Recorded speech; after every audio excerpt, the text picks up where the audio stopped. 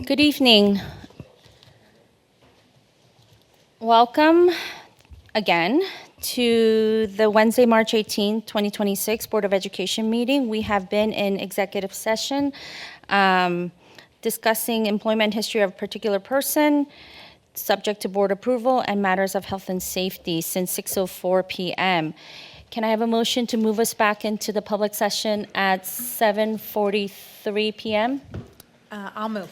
May I have a second? All in favor? Aye. Let's stand for the pledge.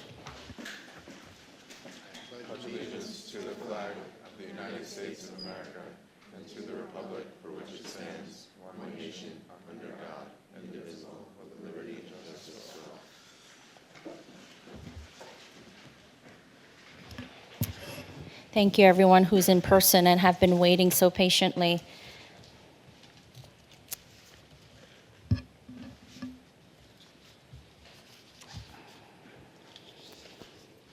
So tonight I speak to you not just as your board president, but as a fellow neighbor who cares deeply about the future of our children.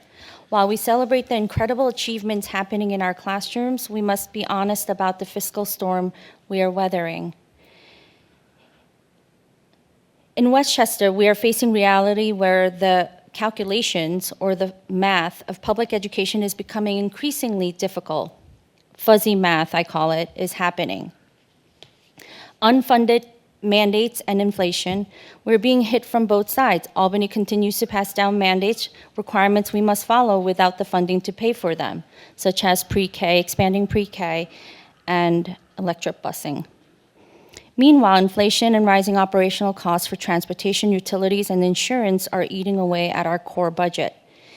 State aid uncertainty. The unpredictability of state aid and shifts in the foundation aid formula have left many Westchester districts, including some of our neighboring districts, facing multi-million-dollar gaps. I'm not going to name the districts. We are operating without the financial certainty we once relied upon. The mental health mandate. Our students are facing a mental health crisis. Providing the necessary counselors and support systems is no longer an extra. It is an absolute essential. But doing so in this economic climate requires us to make impossibly hard choices. And despite all these, our focus remains unchanged. We put students first. This means that while we right-size our budget to address rising costs, we will protect the integrity of the classroom. And I'm reminding all that every decision we make, every cut we consider, and every dollar we move will be measured against one question: does this serve our students? To our staff, you are the heart of this district. We are committed to supporting you so you can continue to inspire our children. To our community, we need your voice. We must stand together to advocate for the funding of our students that our students deserve. We will navigate these challenges not just with transparency, but with intentionality and strong discipline.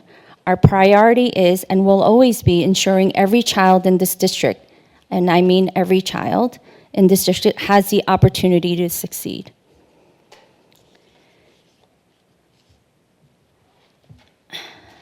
And so with that, I'm going to move us forward and not talk too much about what's been happening around the district, just because we started much later than we wanted. But some of the things that I just want to highlight really quickly was the Greeley soup tasting that we had last week.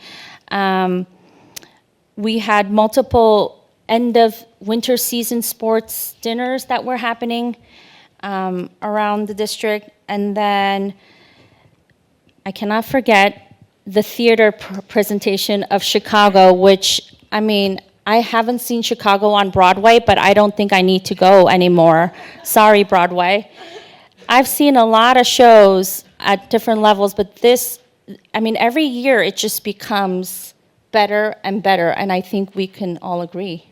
Yes? I mean, excellent. I have to find a stronger word than excellent. And it was incredible. It was amazing. And tomorrow we have the 75th birthday celebration for Roaring Brook School. So we'll do that. And we have parent-teacher conferences coming up as well, which we are all looking forward to. But if anybody else wanted to do a little quick shout out, I know Ms. Dorfman went all 3 nights of the show. I was required to as a parent, but it was wonderful. It was a fabulous show. Everyone in the cast should be really proud of themselves because they just went above and beyond. It was fabulous. Even if I didn't have to go as a mother, I would have wanted to go as a fan. Yes, and that's what I did. I didn't go as a parent. I went there to support all of the kids who were performing, and it really just was incredible. The music, the set, the lighting, all of that. And I don't know a lot about theater and how to perform on stage, but it was another level. So congratulations to the whole theater program and all of the cast and crew and everybody behind the scenes that were involved. Okay, so we're going to move right along to Matthew, the student board member report. Welcome back. Thank you. So I have a pretty in-depth update for everybody tonight. I'll try to keep it quick. That's what happens when you skip 2 meetings in a row. I watched them all online, I promise. And so for the elementary schools, all of our student government representatives did a great job this past week as always. Roaring Brook gave me a special spotlight where they highlighted what is going on in their specials classes. In music, the first graders have finished their show of Mother Goose is on the Loose. Library students were working on their digital database unit. Art students are working on a big art installation, which they're hoping to present to the entire school community within the coming weeks. And in PE, they had a volleyball unit. And at the end of the unit, they had a big tournament, which they describe it as the volleyball showdown, which seemed very fun. And then, as Ms. Wong mentioned, they have the 75th birthday party tomorrow. And the fourth graders who are part of student government were excited. They're working on making games, and our PTA is providing prizes, and it should be a very fun event. At Grafflin, student government is working on their Earth Day planning. They're trying to do like an Earth Week type thing where they're celebrating Earth Day throughout the entire week. They're planting flowers, making pins, and they just want students to learn how they can help the environment and learn more about the day overall.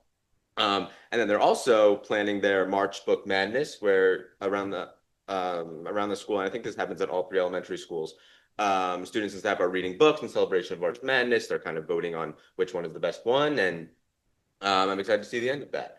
And then at West Orchard, I know I've mentioned this a couple times at the past few meetings, but student government has been working on a map project where in one of their hallways at their school, they put a big map, and there's a picture on the next slide that I'll show, where students are highlighting a place that's very important to them in the world, whether that's a place that they have origin, where they come from, or where their ancestors are from. So I was very impressed because the student government students actually administered a survey and collected responses from families and from students on places that are either important to them or they're curious about.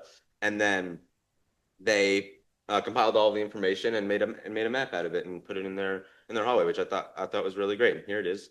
And it's in the works right now. I'm sure they're going to add many more responses and make it really nice. But I was very proud of this project. They seem to be working very hard on it. And then also they had a collaboration with the Seven Bridges 5th and 8th grade STEAM and design students, where they were constructing and designing a buddy bench for the West Orchard community, led by our Seven Bridges STEAM teacher, Ms. Giris. And I just would like to see that collaboration between the elementary schoolers and the middle schoolers to make for the Seven Bridges students to make something for their previous elementary school. At the middle schools, there was an exciting career day this past week where both middle schools participated. Community members shared their experiences with their own careers, and students, Dylan Genesis, our student government representatives, really seemed to learn a lot from the experience and really appreciated the day, which I thought was great. And then both student governments have also been doing a lot of international day planning, which is happening next week. They have promoted the day through recorded videos, morning announcements, posters, the typical International Day experience that will have decorations and food in the cafeteria during lunch. And then I think a little bit different than what it has been in the past, teachers have planned experiences within their own classrooms for students to do as they're going through their schedule that day. And that's how students will be celebrating International Day, which I think is really awesome. And then For Bell specifically, they highlighted this. Ms. Stein, one of our student government advisors, highlighted that it was an initiative for them the past couple of years to participate in the planning of grade level events for their students. And so here you can see fifth grade is having a bingo during lunch, sixth grade is having an ice cream social, seventh grade with trivia, and eighth grade with Olympics, and in collaboration with our PTI, I think, for some of those events. And so I thought that was really great. Those are coming up in the next few weeks. For our high school, as Ms. Wong mentioned, Chicago was a huge success. I went on Friday night. It truly was a great play. Like she said, there's no other, I can't think of another word to describe it, but it was fantastic. And yeah, I just wanted to shout out the cast and crew and Miss Beatty and Mr. Gold and all the staff who worked on it too. It was a fantastic performance. And then our academic teams again, our robotic and science Olympiad. Robotics went to regionals, and Science Olympiad won regionals and are on to states, which is super awesome. And for our 10th grade students, this is the third annual Night in a Day, where students read the book Night by Elie Wiesel in one day in their in-school field trip. Everybody gathers in the auditorium where you have student readers reading parts of the book. And there was social studies experiences where students are learning alongside the book and what's going on in that time period, with experiences in the music rooms and the rooms outside of the auditorium in collaboration with the English classes and the reading of the actual book. And there was also a Holocaust survivor who spoke on the day, which was fantastic. And when I was speaking with Dr. Seppi about it, she explained that it is now a foundational experience for the 10th graders. And so we were very lucky that that our teachers have planned so much, that our 10th grade English and social studies teachers have planned so much for this day, and it is truly a great experience for our 10th graders. And then we have Arab American Heritage Night coming up on April 9th.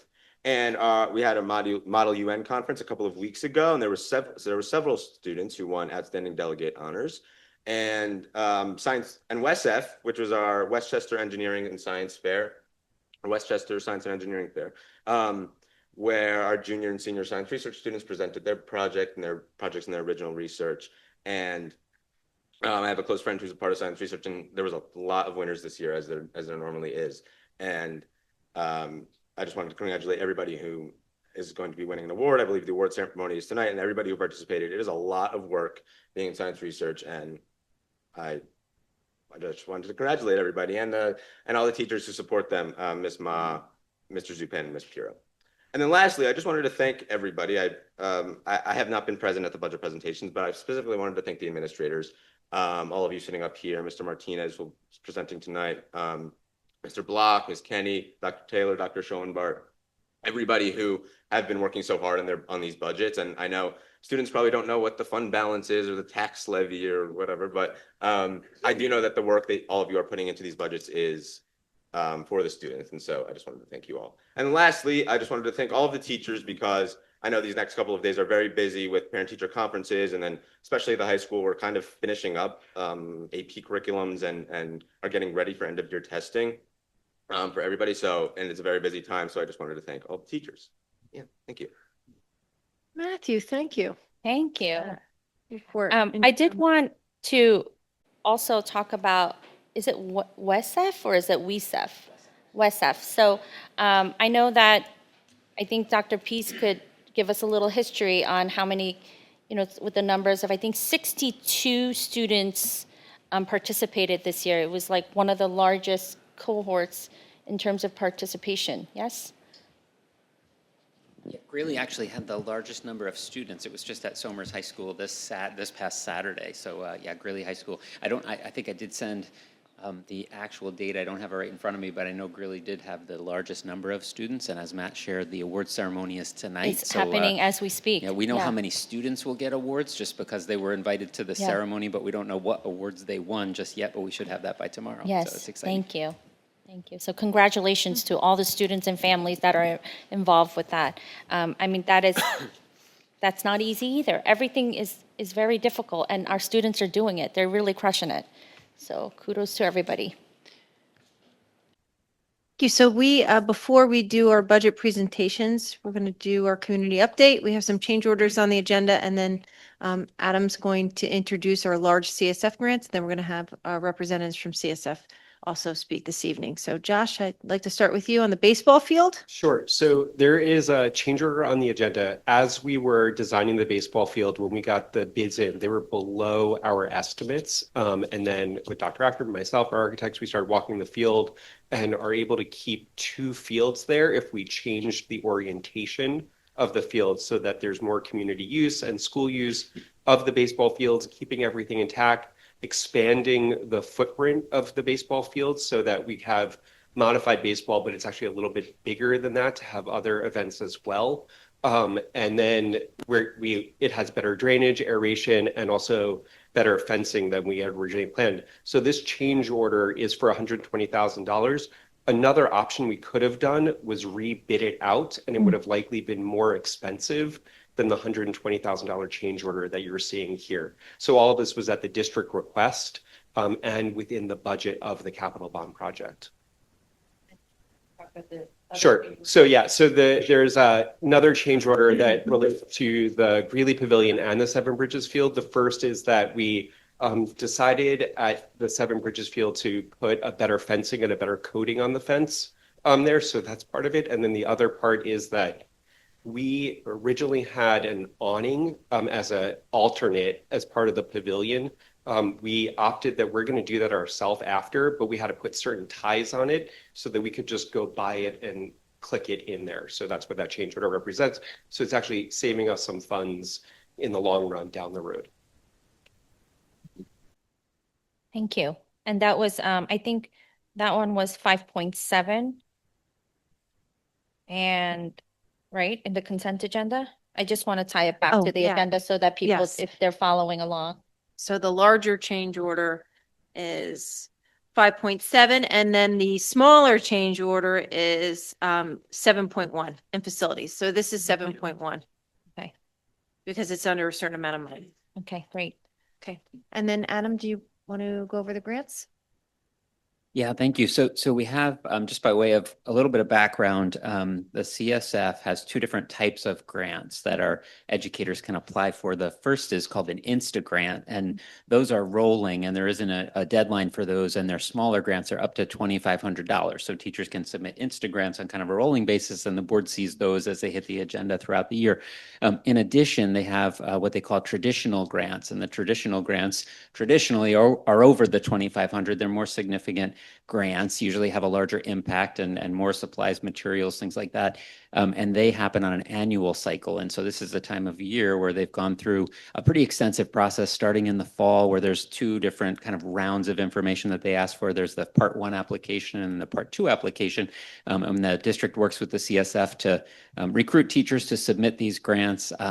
All of which are really designed to enhance the instructional program in ways that we wouldn't necessarily be able to as a district. And so the CSF works hard to fundraise and then be able to gift these donations back to the district, and they have a board on their end that reviews the grants and allocates the money. So we have 3 on the agenda for tonight, starting at 5.10, and the first one is submitted by the Bell Music Department, and it's for basically an electric orchestra. You can see there violins, violas, cellos, basses. You don't have to search hard on like social media to see some amazing artists that play these instruments. And so we want to get some of our orchestra students excited about playing these kind of electric instruments. And you also see it also includes some storage and things like that, so we can keep them safe. So we're excited to see what they do there. And that grant is $24,000 for those materials. The second grant will impact all of our elementary students, and it's a combination high-tech, low-tech, augmented reality sandbox. And so the sand is real, but projected on the top of the sand, you'll see a projector at the top. And so you can actually project things onto the sand and use it for a variety of mostly science experiments, but it's this cool integration of high-tech, low-tech, a little bit of digital on top of it. And you can see the students there working on those tables. It was originally proposed by Grafflin, but we liked it so much, I think the CSF would agree, that we expanded it across the elementary schools. So each of the 3 elementary schools will have this experience, and we've found ways in our curriculum to integrate it into multiple grades. So we'll get good use out of this table. It's an exciting way to integrate kind of hands-on science with the technology. Is that just one table per building? Yeah, that's one table per Okay. building. Yeah, we'll have it in kind of a shared space, shared location, and be able to use it across different grade levels. We do teach a lot of different science lessons like erosion systems, topographical maps, things like that we can integrate it into. And then the last one, this was a collaboration with our robotics club and also our computer science students at Greeley.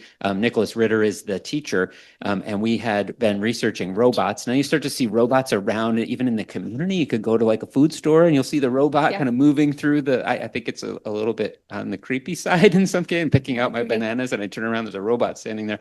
But in this case, we were originally researching more humanoid robots, but the students said absolutely not. We need to get a quadruped. They convinced us to do this quadruped robot. It comes with all kinds of attachments that you can attach to this robot. They have ideas. Mr. Martinez will appreciate this. They want to be able to program it so it'll keep the geese off of our fields, among other things. Walk around, patrol the fields, and chase the geese was one of their many ideas that they had. But the hope is that this will join our Greeley community, and we will have our own quadruped that moves through the space. You can see it has eyes on the top with that spinning dome, and it all can be programmed through the computer science classes and our robotics club. So that'll be an enhancement to our program here at Greeley. Could it hold a Mountain Dew? Maybe. Diet. With that top arm, I'm sure it could. Sweatshirt, can I get a Greeley sweatshirt, please? A sweater, yeah. Listen, there's a lot of excitement around this, so we're hoping you act on it. I hyped it up during my career day presentations as well to the 8th graders, but Como, can I invite you up? Did you want to say a few words? I forgot. Your friends from the CSF are here. We usually say a few words. Please do. We have our large grants, so. My name's Como Mutlick, and I'm the chair for the grants committee for CSF. And we just wanted to say thank you to the board and to the admin for all their great ideas and for welcoming CSF and working with us to bring all of this to the kids. The community has given a lot and given a lot of money to CSF to bring this all to the kids, and thank you for helping us to make it happen, because there's a lot that goes on behind the scenes to make sure everything's safe for the kids. And also just, we have a great, it's always amazing to me to see what comes through from the teachers, what kind of Insta grants and what kind of traditional grants come through, because the creativity is just phenomenal.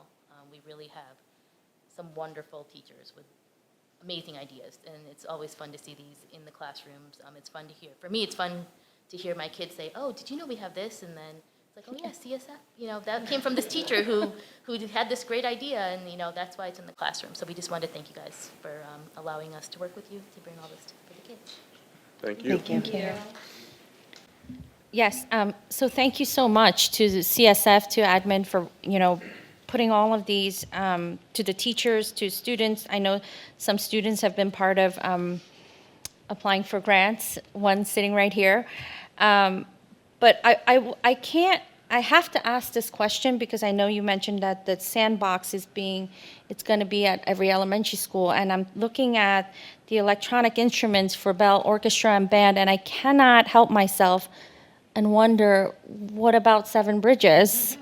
And I know that's a common question that comes up in CSF. I'm also very proud and happy to say I was part of that board for a very short period of time before I moved onto this board. But there is a lot of conversations and a lot of thoughtfulness happening behind the scenes, and thinking about if it's such a great program or a thing, right? It could be those fun chairs that we've had in classrooms. And so they try to expand it across the different buildings. And so they're very, very, very thoughtful about that. So I just want to say thank you. Again, I know that the Vice President of CSF, Joanna Coogan, is here as well to support Como. So thank you. We wouldn't be able to do any of this. I mean, it feels like it's extra, but it feels so right and so necessary at the same time. So it's a win for all of us. So thank you to the entire community and all of CSF. Thank you. I'd also like to mention, Matthew, your grant is still in the mix for the outside courtyard. This is like a 2-layered process because that's a big one. So we're going to be talking about that at the next meeting. Great. Okay, still in the mix.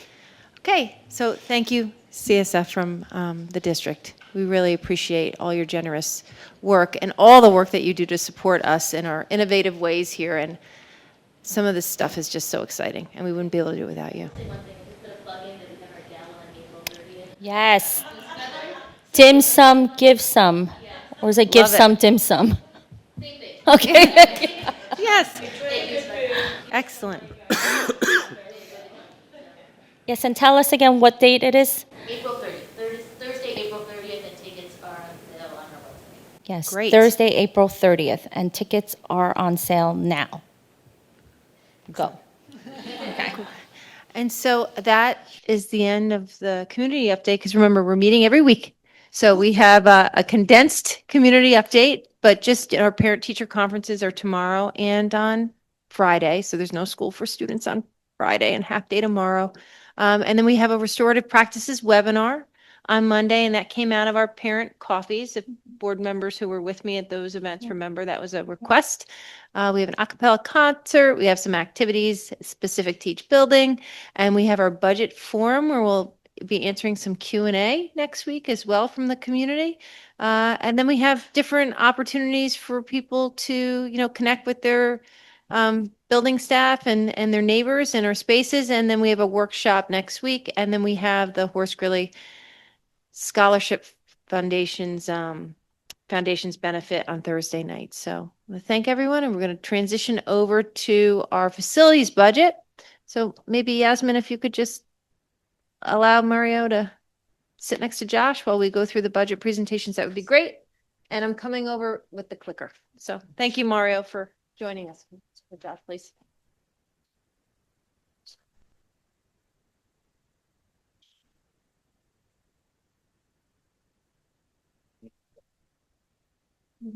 Great. You're doing great. All right. Well, thank you, everyone. We're hot.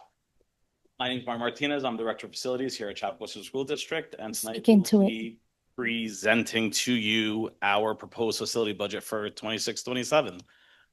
In this presentation, we'll go over an overview of our district, square footage, whatnot, operational hours. We'll also discuss how we prioritize and plan our projects. We'll discuss some projects that have been completed, some that are in the works for 26-27, as well as some discussion over safety and security initiatives, and then finally conclude with the budget summary.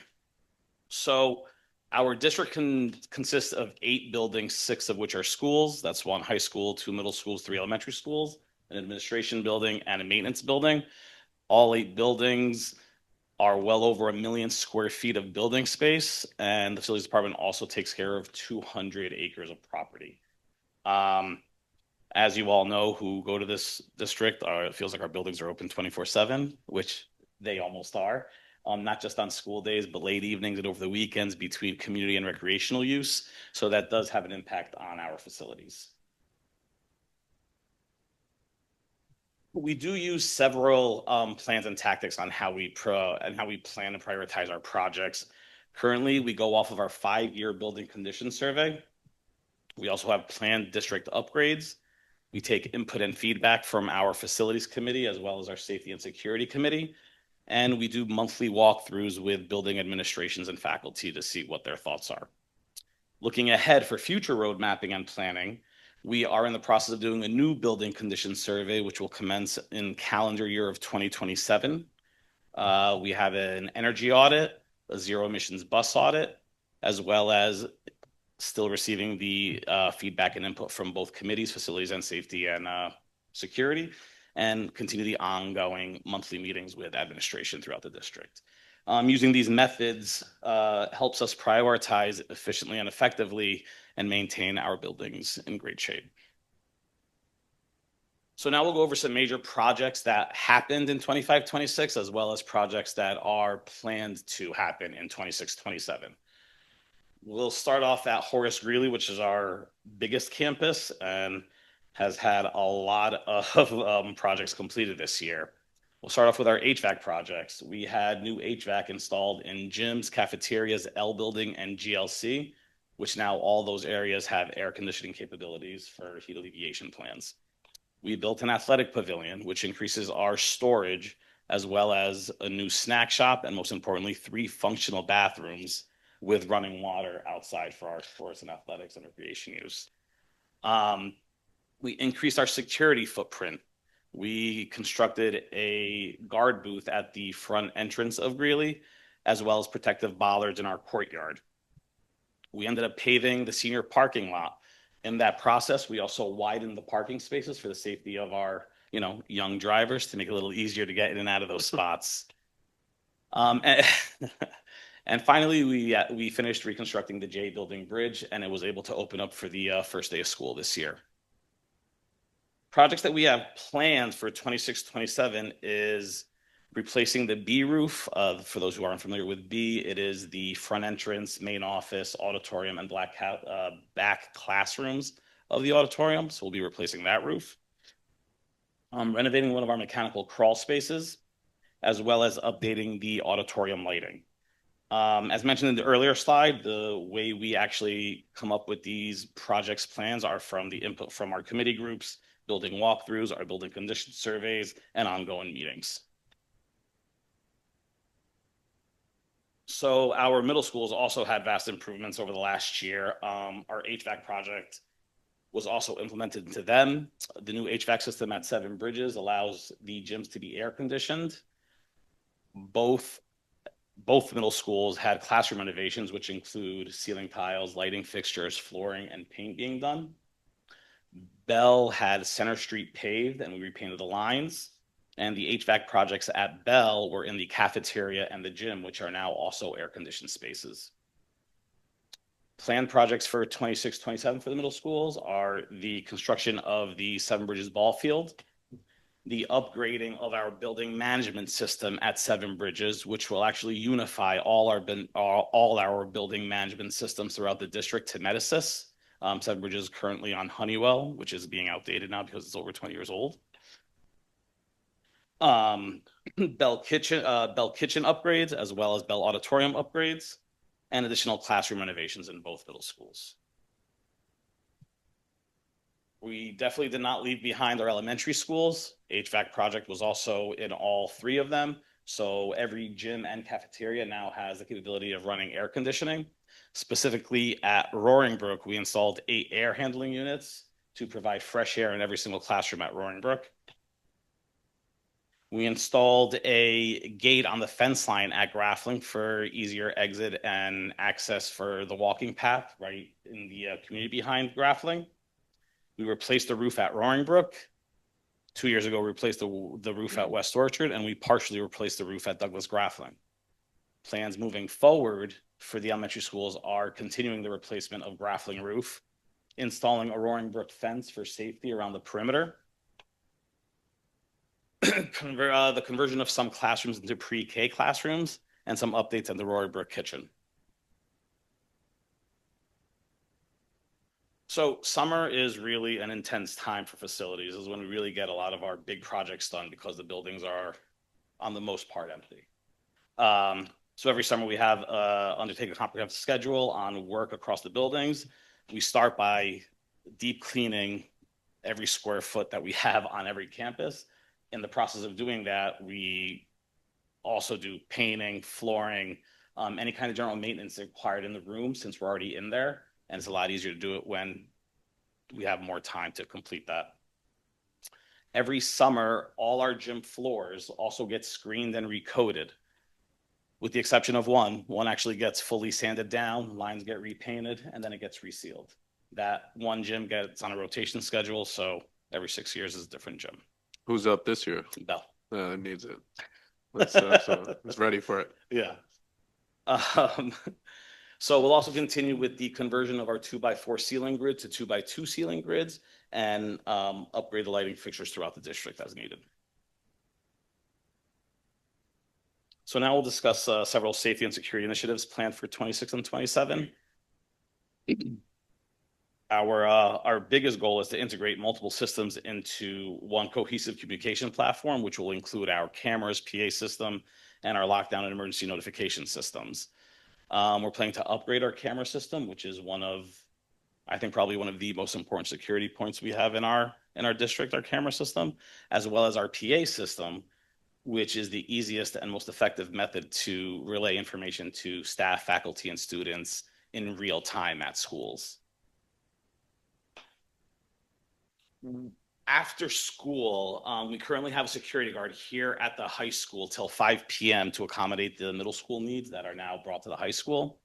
We've also had inquiries about partner organizations hiring security and or nurses after hours, and those would be the hourly rates for a security guard as well as a nurse for after school activities. So we would be talking about this over the summer when we did the facilities fees. Okay.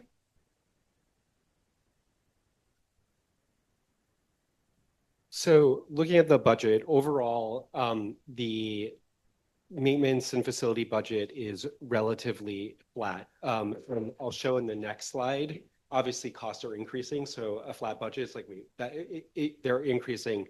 The biggest reason was that we had funded the walkie-talkie system out of the maintenance and facility budget this year, and the revenue came from a grant that we had from FEMA reimbursement from COVID. So that is now coming out of this budget. So I'll talk about that in a second. But you could see the buildings and grounds budget is going up by about 1.5%, 2%. The O&M budget is going up about 1.5%, 2%. And then the 5-year plan is going down because of the walkie-talkies project in there.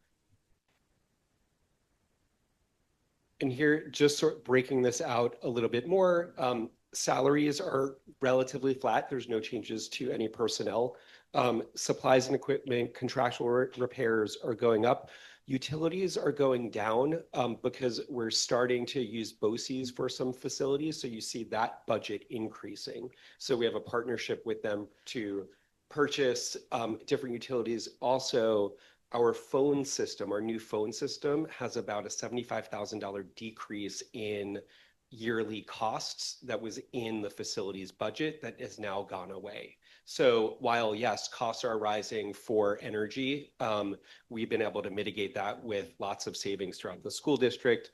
And then safety and security that's the line that's going down due to the fact that the walkie-talkie project is not in there. But what I do want to show is that Mario, in a lot of his funding, showed a safety and security lease. So for us to be able to maximize the amount of work, especially around the security camera system in the district, we're going to propose a lease so that we could do the whole system all at once and then finance it. Generally, our rates are 0% for financing for leases so that we could get it all done over the summer, complete the whole school district, and have it up and running. So you see overall, Mario's budget's going up by about 2.58% if you include that lease in his budget. But otherwise, Mario has been working on looking at every contract that we have, making sure that everything is right-sized for the school district, making sure that we're getting the best services possible. All of the RFPs and the bids that have gone out, we go out to bid for our painting, for our plumbers, for electricians, have been coming back relatively flat to the previous bid. So we're able to keep the facilities budget in a relatively flat state. And because of the additional funding in the lease, as well as the capital reserve, we're able to make sure that we're continuing doing all of the projects that are on our 5-year plan and throughout things that come up through all of our committee work. Along with that, just know that in this budget is for the new 5-year plan survey that will happen in calendar year 2027. And here we could look back 5 years, and our facilities team has done a really good job going back 5 years with only a 15% increase over those 5 years, adjusted for inflation, a 3.94% over 5 years. And a lot of that is due to the multi-year contracts that we have on the work that we're doing.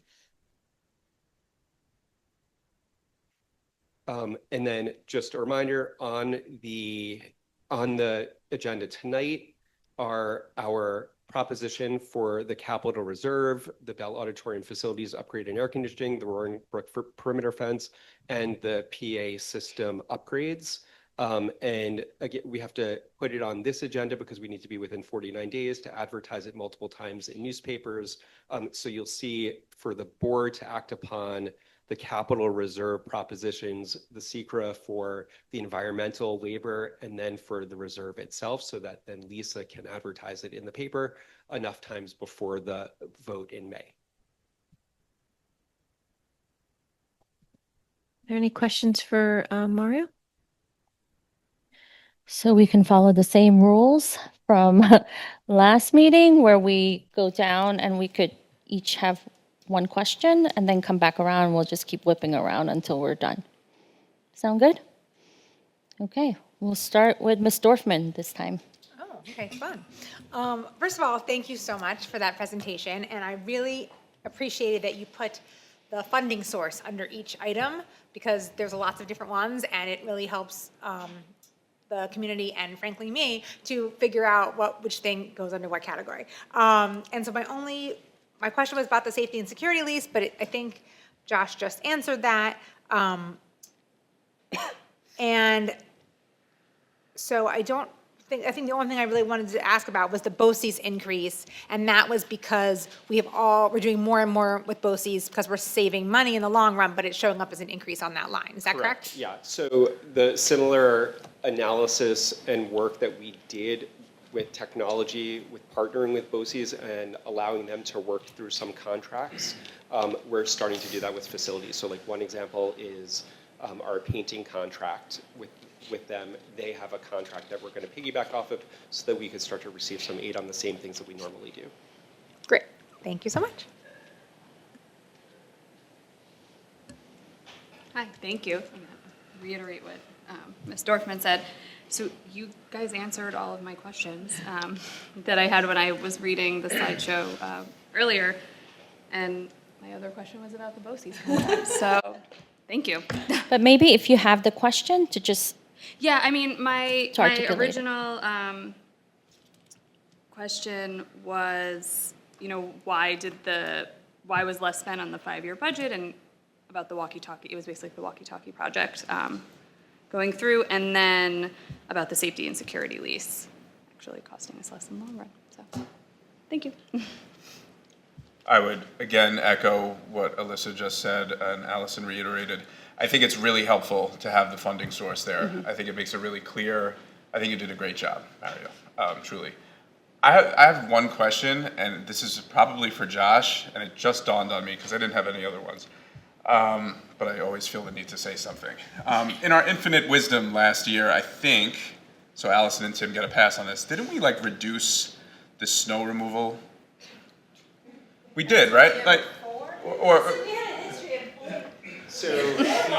So obviously Mario and his team, their whole job for the last 2 months was removing snow. So what happens then, Josh? Where does the money go? 2 years ago, I made a proclamation that there was going to be less snow and reduced. Right. Right. So I wasn't blaming you. I was blaming the three of us and our two past cohorts. So what happens in that case, right? So if we go over the budget for snow removal, which is the overtime for Mario's folks, we then use other overtime lines to transfer those into the snow removal budget and pay for it out of that. So now going forward, are we? Yeah. So we planning for other winters similar to this one, or this one is hopefully an outlier. Yeah. So when you look at the line items, the snow removal budget is up a little bit for next year, but that was prior. All of this budgeting gets done 4 months ago. So that was before that, but what I did take a look and talk to Mary about is that for next year, we might want to just reallocate where some of the overtime funding is going and put it into that budget as well. And also, to be honest, us to look at some other funding sources when there are emergencies, if the district can reimburse for some of the snow removal budgets as well. So we're trying all angles when we have that to make sure that we're... We also might get reimbursed. The county reached out to us to ask us for some of our numbers, so we might get some relief. So we'll see. And this is just another opportunity for me on behalf of all of us and the whole community, Mario. You really went above and beyond this year, and I think we all owe you a debt of gratitude because our kids eventually got back into the school buildings, and that was due to your hard work. So I appreciate that. Yes.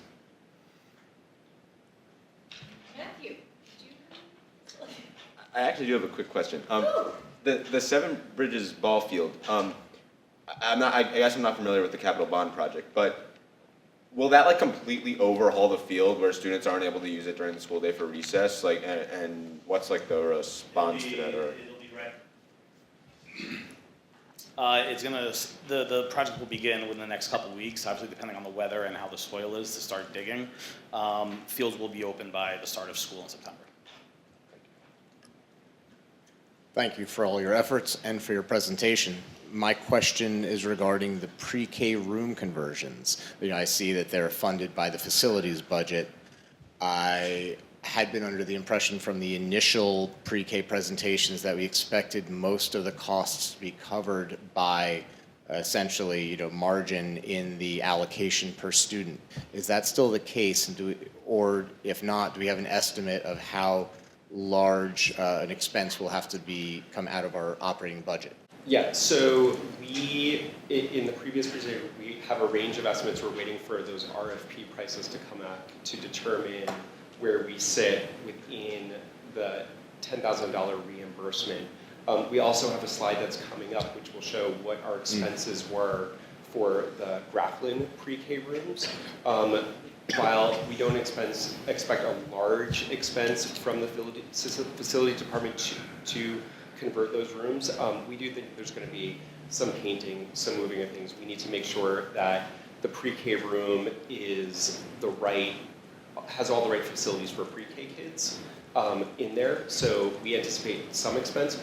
Most of that will be done in-house at zero expense to our team, but we want to make sure that that is on our project list for the summer, so it went within our budget slides. And when we did the Grafflin renovation, that was a big renovation for the pre-K spaces. It's not the same thing in West Orchard and Roaringbrook, because those classrooms are currently being used. And remind me, when are the RFPs due back? They are due back in the middle of April. Which is after we've approved our budget. It would be. Yes. Yes. Yeah, we're not, because you're going to have to interview and select, right? Who's the provider is going to be. So we're going to have to, that's going to be a process. So we won't know probably until May who the service provider is going to be unless we only get one respondent. Understood. And so in that case, we won't know how much of the K-12 budget we'd have to spend to support pre-K until well after the budget is approved. That's correct, but we will, you can anticipate. It's the same thing with the governor's budget, needs to be approved, right? So Right. we're doing this based on anticipation. Yeah, it's the tough part of the process. We're waiting on the state Yeah, to release money to us, and we're trying to figure out how to do this through outside provider contracts, so we're not dedicating certain amount of our budget to staffing, which we don't know if we're going to receive the funding for. So this is Understood. the smartest way to do it, but there's a few unknowns based on the timing that we don't have control over. My feedback, though, is that the initial pre-K presentation, I was under the impression that our costs would be limited to about $7,000 in soft costs to support the 108 kids. I did not at all receive the impression that it was very uncertain. I think what we can maybe count on is that we will receive $10,000 per student enrolled in the program. Right. What we are uncertain about is how much the service providers will charge us per student to run the staffing associated with the programming. So it really, it's difficult for us to anticipate how much of our funding we'll need to expend on the project. So for a baseline at this presentation, we shared with you that we would share the Grafflin pricing just to get some kind of idea of how much we spent out of our budget versus how much we spent or were reimbursed by the state, knowing we don't have to do as much construction this time, and we're receiving much more back per student than we did initially. Hopefully. Hopefully. Listen, if the state doesn't come through with the funding, we're not going to do it. So that's the Sure. other piece of this. But My they will. concern is just the allocation of significant amounts of our operating budget to support preschool program for a very small subset of our children. Obviously, next year will be a larger group, but we're still only talking about half.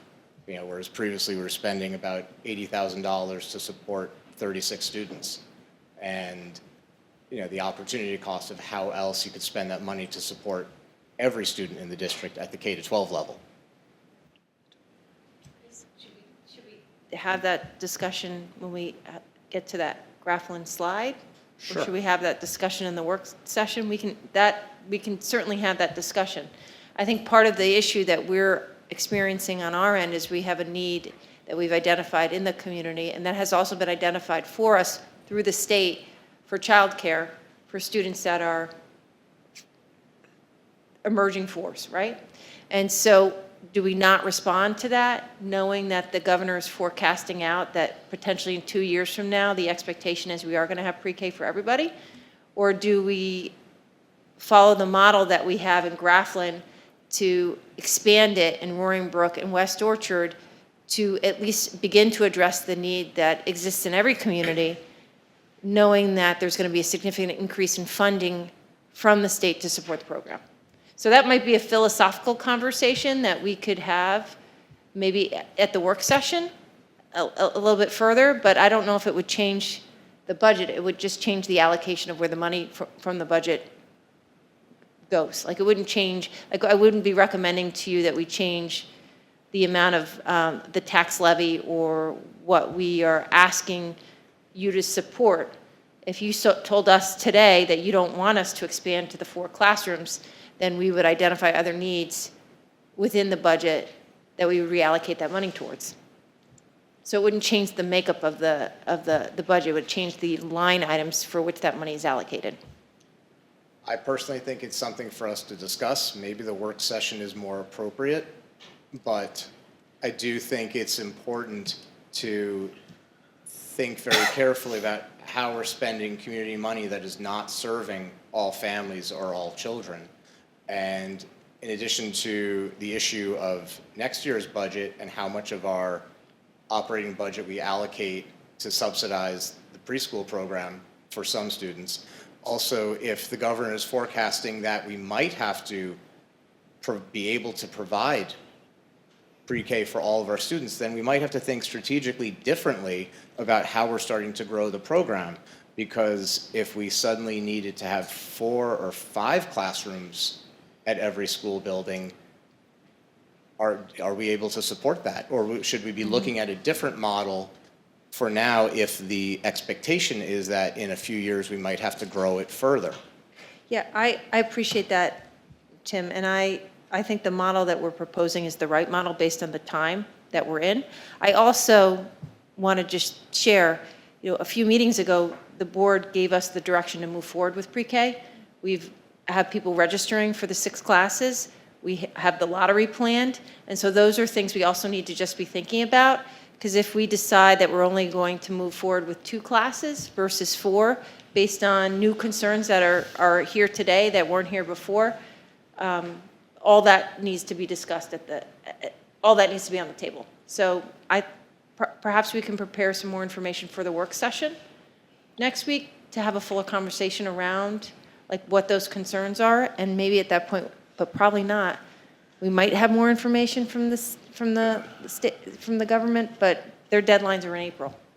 Yeah, and to be clear, I am not questioning the decision to move forward with the expanding an additional 4 classes, but I do want to really understand how much of our budget we're planning to allocate. As I said, I left that first presentation thinking it was minimal, a few $1,000s of soft costs. If we're talking several $100,000, that's potentially different. I don't think that's what we're talking No? about. I think the hard part about the conversation is not knowing how much it's going to cost per student. Right. From the providers. And so you have to we're just not in a place where we'd be able to share how much cost will be passed on to the district until we have those numbers.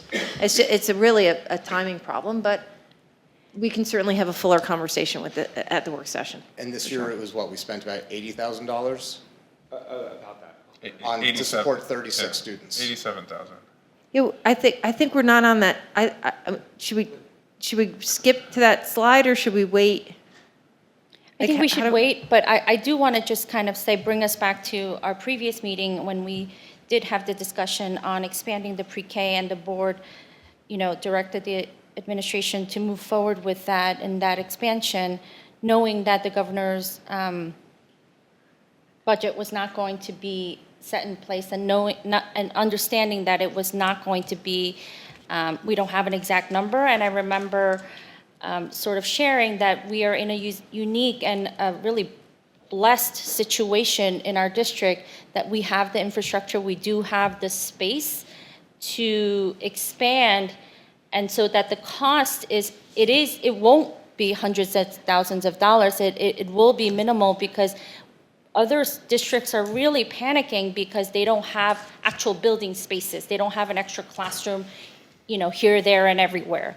Where we are able to, we just have the space. And we had the space during COVID, where each kid had to be 6 feet apart from another student, and we were open the whole time because we had that kind of space, and that was a luxury. And I think in this time as well, with the pre-K situation, we are very lucky in that, right? And that is why I think there's more confidence in us moving forward with this expansion, not having the exact numbers, but sort of can guesstimate, based on what is happening and the conversations happening around the state and in other districts, that I feel very confident and strongly about moving us forward. And it will be okay that it's not going to be we're dipping into somewhere else to then reallocate some other funds to now support pre-K. I don't think that's going to happen, but it is a legitimate question, and it's definitely something that we think about, but it's not, I don't think we're in a place, and please tell me,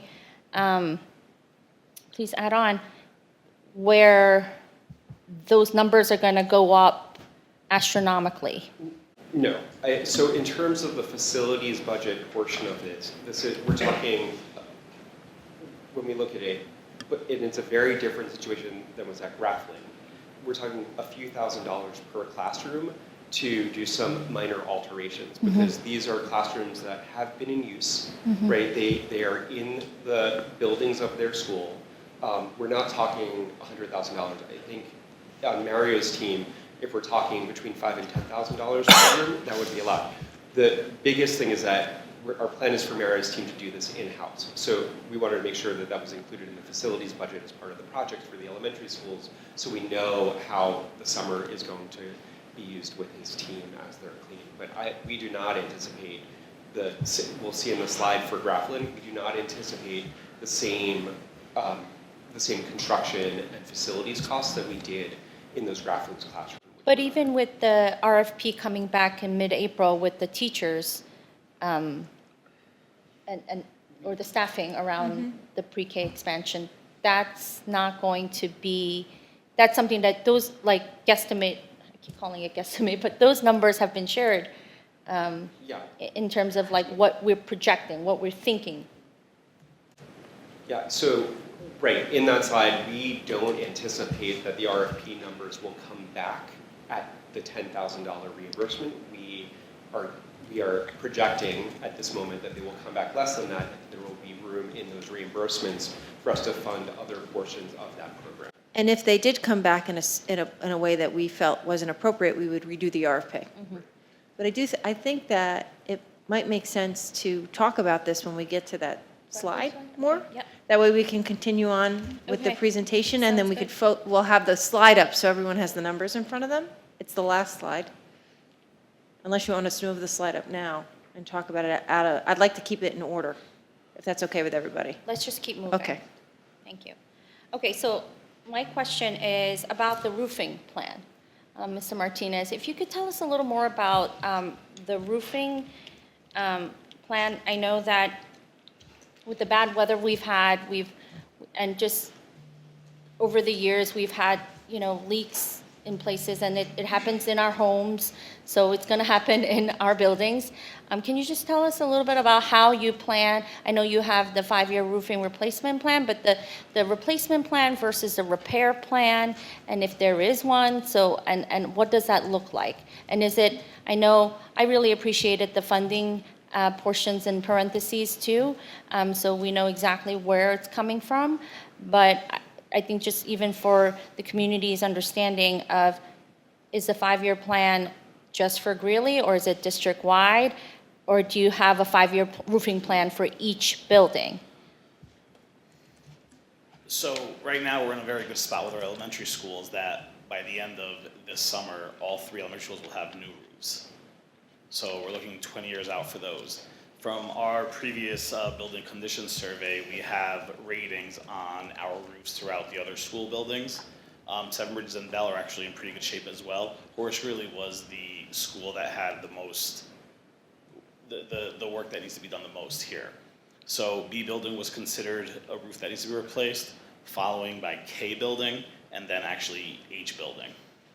So in the 5-year plan, that would be the progression, would be B, K, and H.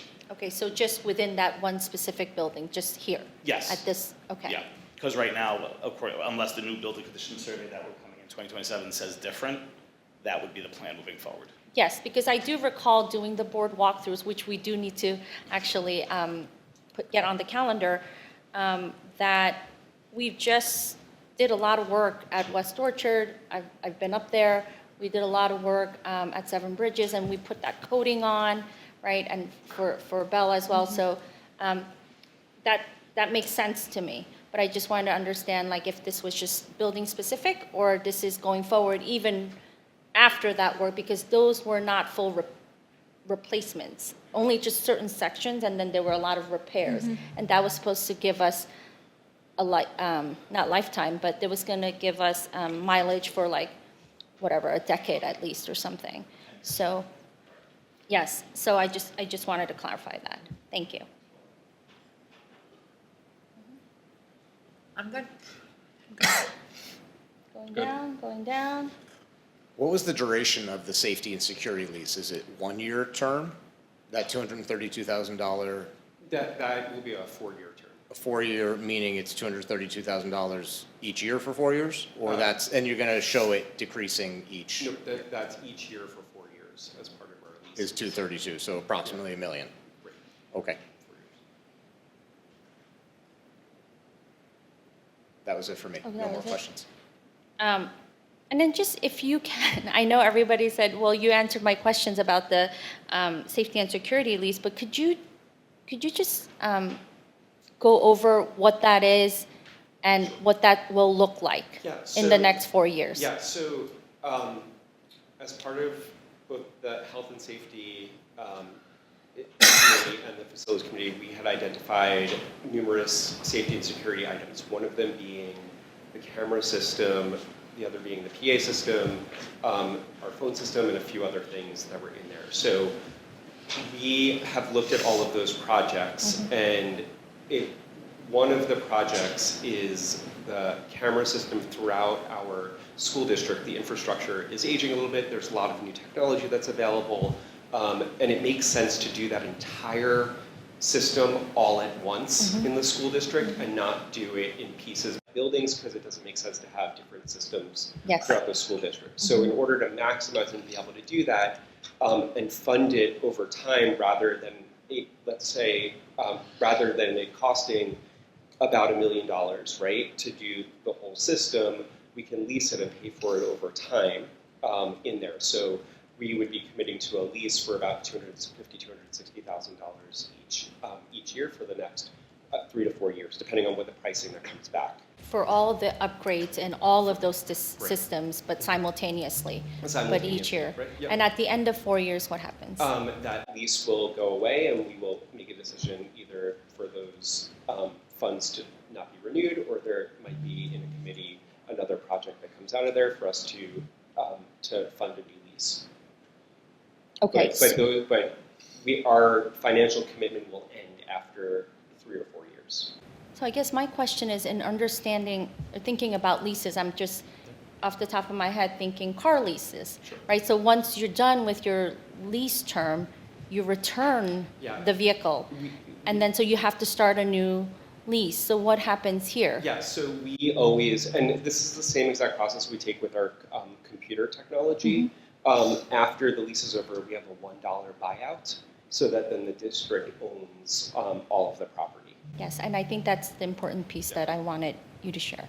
Okay, Great, thank you. Down, down, down, we're done? Okay. I think we could move us, I think I have some other like small questions that I could send over email. Great. Or we could whip back around during work session. Okay. So we can move on. Mario will be at the work session. Yeah. So, okay, great. Thank you, Mario. So have a good Thank you evening. so much. Thanks, Mario. Okay, and then Josh is going to present the non-instructional budget, revenue, fund balance, contingency budget slides. So just as a reminder, the proposed budget is a little bit over $150 million, which is a $5.7 million increase that is below the tax cap. The budget to budget increase is 3.97, where the tax levy increase is 2.99 because we're able to fund additional portions of the budget out of other revenues other than our local tax basis. Going over, just showing the breakdown of categories. The biggest thing to note here is our debt service increase that is being balanced out by our capital transfer that I'll talk about in a few slides. And again, you're seeing the BOCES line increase a little bit while the technology line and the O&M line decreasing slightly. Just remember the O&M, that doesn't include salaries, that's elsewhere, so which is why in Mario's presentation, you saw some slightly different numbers because it's broken out a little bit differently in here. And the proposed budget, again, right, our salaries and benefits make up over 70% of our budget. We are here to have people educating our students, which this is a very typical for school districts. And a lot of our budget is around salaries and benefits and our employees. Again, just showing that 70.71%, that literally everything else that we fund in our school district is less than 30% of our total budget. Going over some of the non-instructional and general support side of the budget, I'm going to talk about general support, transportation, community services, and our undistributed budget. I'll talk about our Board of Education, central administration, financing, legal, building maintenance, grounds and operations, and some of our special items through this. So here, now we're getting to the nitty-gritty details. You're seeing pages that are going to be in the budget book for the Board of Education. We're seeing that as a flat budget for contractual travel and supplies. Just to know that you'll see Word docs in another line show up. That's the only increase that would be part of that. The district clerk and the district meeting, percentage-wise, I see they're a little over 3, but they're very low dollar amounts. How do we get a larger increase to the Board of Education? Yeah, that's right. Yeah. I do think that we should increase it just because I know that in the past several years, there wasn't a lot of travel in terms of conferences and convention because of,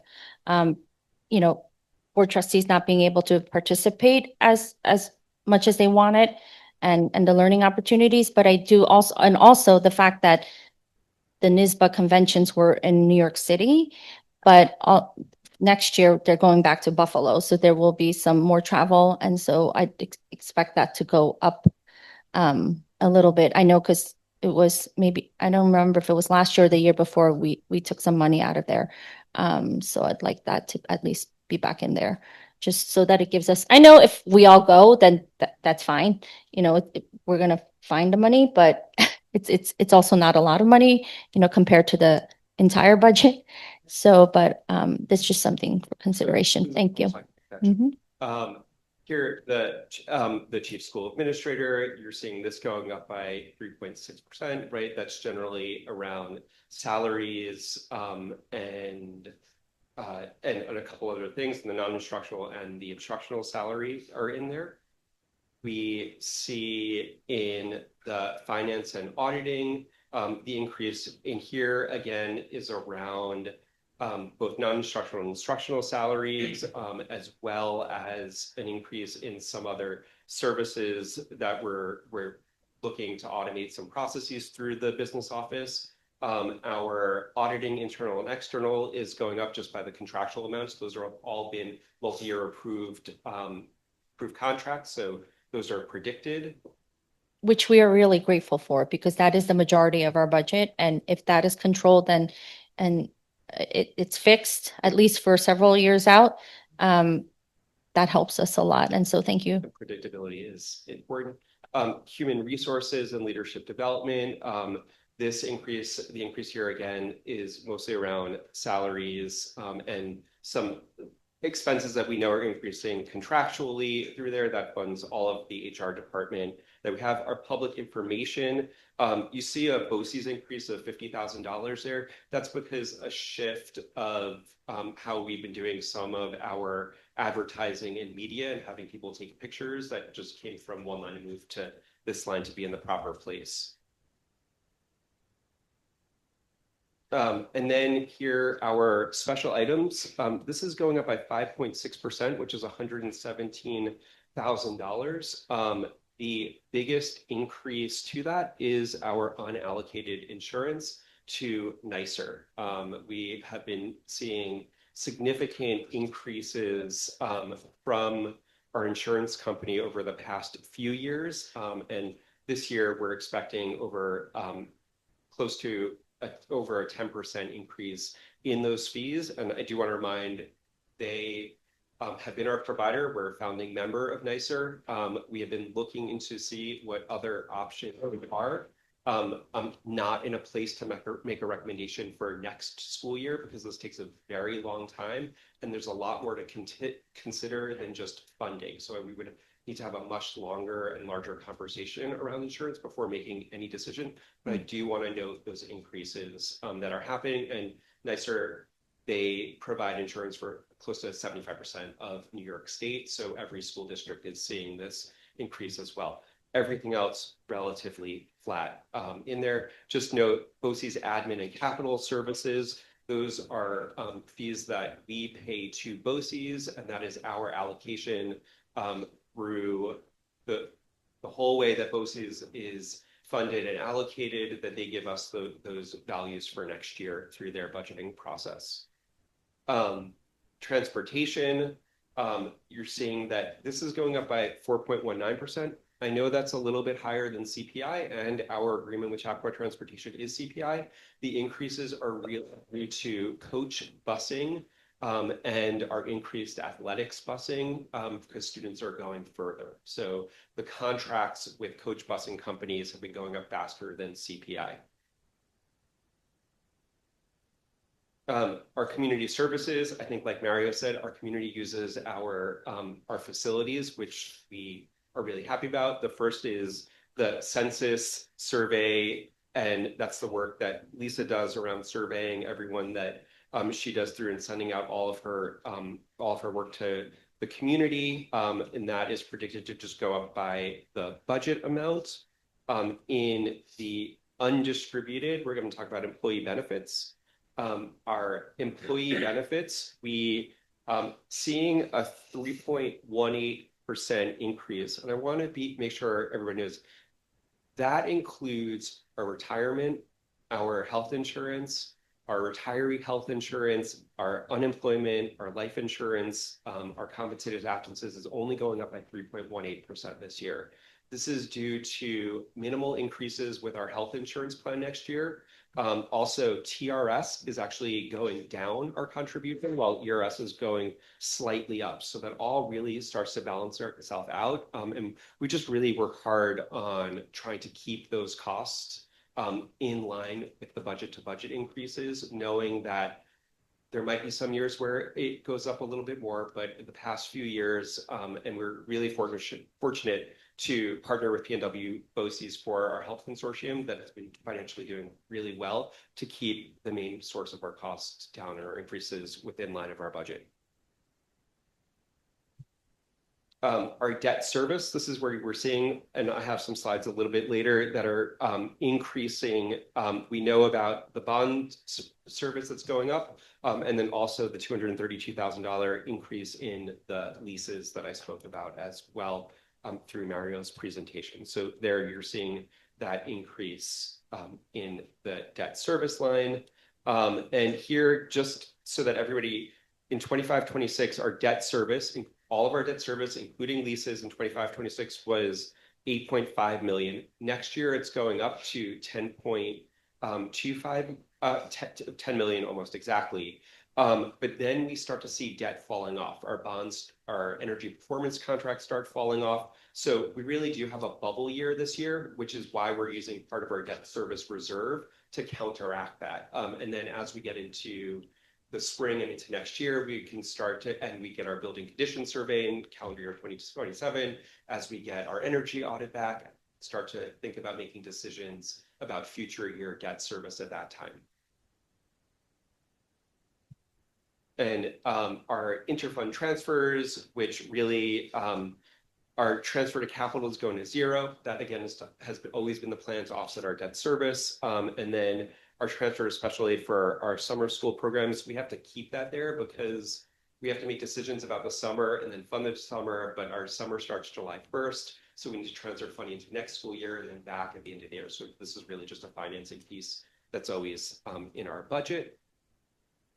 And again, just a reminder of the net expense of our debt service. So in 26-27, the total debt service, not including the leases, is offset by increased building aid, offset by us not having a transfer to capital, and then offset again by the allocation of the debt service reserve. So the real increase is only about $150,000 for the budget to budget on the total expense and revenue side of it.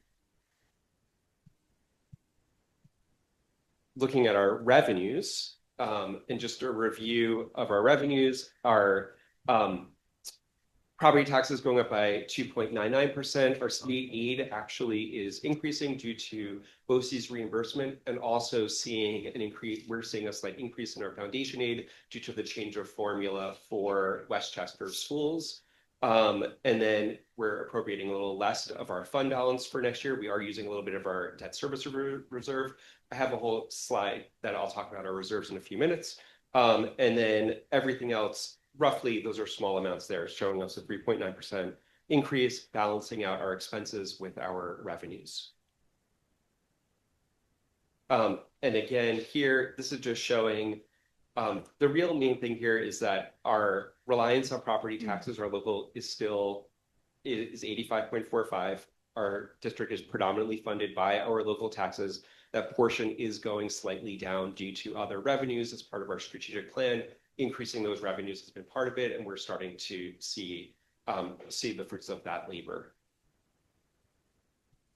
I want to spend a little bit of time talking about our fund balance. I know that this slide is a lot, and this shows all of our fund balance, all of our savings account, if you will, for the district. And I do, at the end of the year, we project an increase in our fund balance. So keeping 4% in our unappropriated fund balance, but also increasing our restricted reserves by about $1 million. But that's going to be offset because we're actually using some of that this year. So some of the key highlights of that are we are going to be using $350,000 of our debt service reserve. The capital reserve, which is about $1 million, is part of our fund balance that we are using as part of the proposition. But we are allocating less of our unrestricted fund balance to balance next year's. We also anticipate with the sale of Button Hook that to go into our fund balance. So I am projecting when I do our expenses and our revenue projections for the end of the school year, a surplus of about $1.6 million. So that offset by the fact that we're using $1.3 million as part of the reserves, we should see a slight increase in our fund balance, even with using those restricted items. So I just want to make sure that everybody, the public, knows that we're still maintaining our fund balance, even though we're spending down some of the things that we're either required to or using that to balance the budget. And I think that's really important to know that we're still seeing the really healthy financials that we've seen in the previous school years. And we've been able to maintain a AAA rating, right? Even throughout the capital projects and all of that happening the past couple of years? Yeah, we continually, right, we do get a hard rating every time we go out for funding, and we received our AAA rating. And as we get all of the sort of the soft ratings each year, when they ask for comment, we've maintained that AAA rating. And so going over the property tax formula, we are able to have, with our growth factor and the 2% CPI and our exclusions, go up to a 3.92 levy limit, but our proposed levy is 2.99%.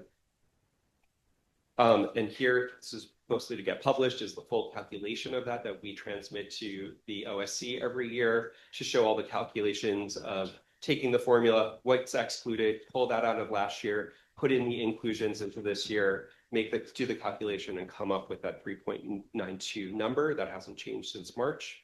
The contingency budget. So our budget is tax cap compliant. So we are to go out to vote for 50% of the, if 50% approves the budget gets adopted.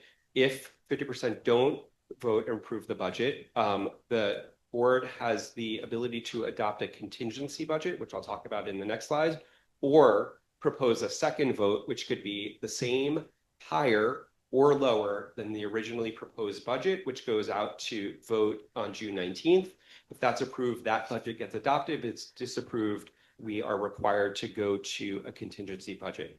The contingency budget cannot increase the tax levy above the prior year's levy. So if we have a contingency budget, right, we are required to reduce $3.7 million from the budget. And there are restrictions on how we can do that. So we are not allowed to purchase any new equipment in that budget. We would have to eliminate if there was any transfer to capital in the budget, which there isn't already. And the personnel reductions would also likely happen. We would also have to increase, and another option is increasing the use of fund balance and reserves to balance out that budget. So I usually present this later, but I have all the numbers. So this is preliminary estimated tax impact of the school district budget that is proposed for the town of Newcastle. That 2.97%, 2.99% budget increase will effectively be about a 2.06% increase in actual tax dollars per household. And in the town of Mount Pleasant will be 1.19% increase in actual tax value. The reason why those are both lower than 2.99% is because there's increased tax rolls in both towns, right? And that's really where that 1.4% growth factor comes into play. But there's an offset of timing when tax rolls happen and when growth factors happen. So this just means that there's higher tax rolls than when that growth factor occurred, so that the actual impact of homes is less than that 2.99%. And this is, by the way, roughly the same as last year. Some voter information. Those that want to verify their voter registry, contact Lisa. To be eligible to vote on the May 19th, residents must be registered for the general political election or within the school district, or have voted within an election within the past 4 years. Must be U.S. citizens, must be resident of the school district for at least 30 days, must be 18 years of age. And you could register at the district clerk up to May 14th. And again, President Wong had mentioned anybody who resides within the school district limits can vote on the school budget, and also apply to Lisa for absentee ballots. Board of Election qualifications to run for the Board of Ed are listed here. Throughout here, must be able to rewrite, qualified voter in the district, U.S. citizen, 18 years or older, must have been a resident, but not necessarily a taxpayer of the district for a continuous uninterrupted period for at least 1 year immediately prior to the date of the election, may not have been removed from any school district office within the previous year, may not reside with a member of the same school board as a member of the same family, may not be a current employee of the school district, and may not simultaneously hold another incompatible public office. There are 2 open seats for a 3-year term, and all petitions must be returned to Lisa by April 20th. And you can contact Lisa with any questions. Here we are back to our budget calendar. And on the 24th is our next session. We have a PTA Zoom at 6:30 and our work session at 10 a.m. on the 25th. And both the PTA Zoom, obviously the PTA Zoom, but the work session that's happening in the morning, the day after, which is on the 25th of March, is open to the public. But it'll also be recorded as well, but not live stream. Yes. And then if you have any questions about the upcoming election, whether it's the propositions that might be appearing or how to get an absentee ballot, which I know that there was some changes and it was supposed to make it easier this year to get absentee ballots. The state, there was, okay. But ask all of your questions to Ms. Elsner, our district clerk. And then, do you want to roll into the follow-up from the last meeting? And then we can take questions about any aspect of the presentation? So at the last meeting, we had some questions about the typical fence lifespan. All of our fences, what I called our manufacturers and our installers, they have a 15-year warranty.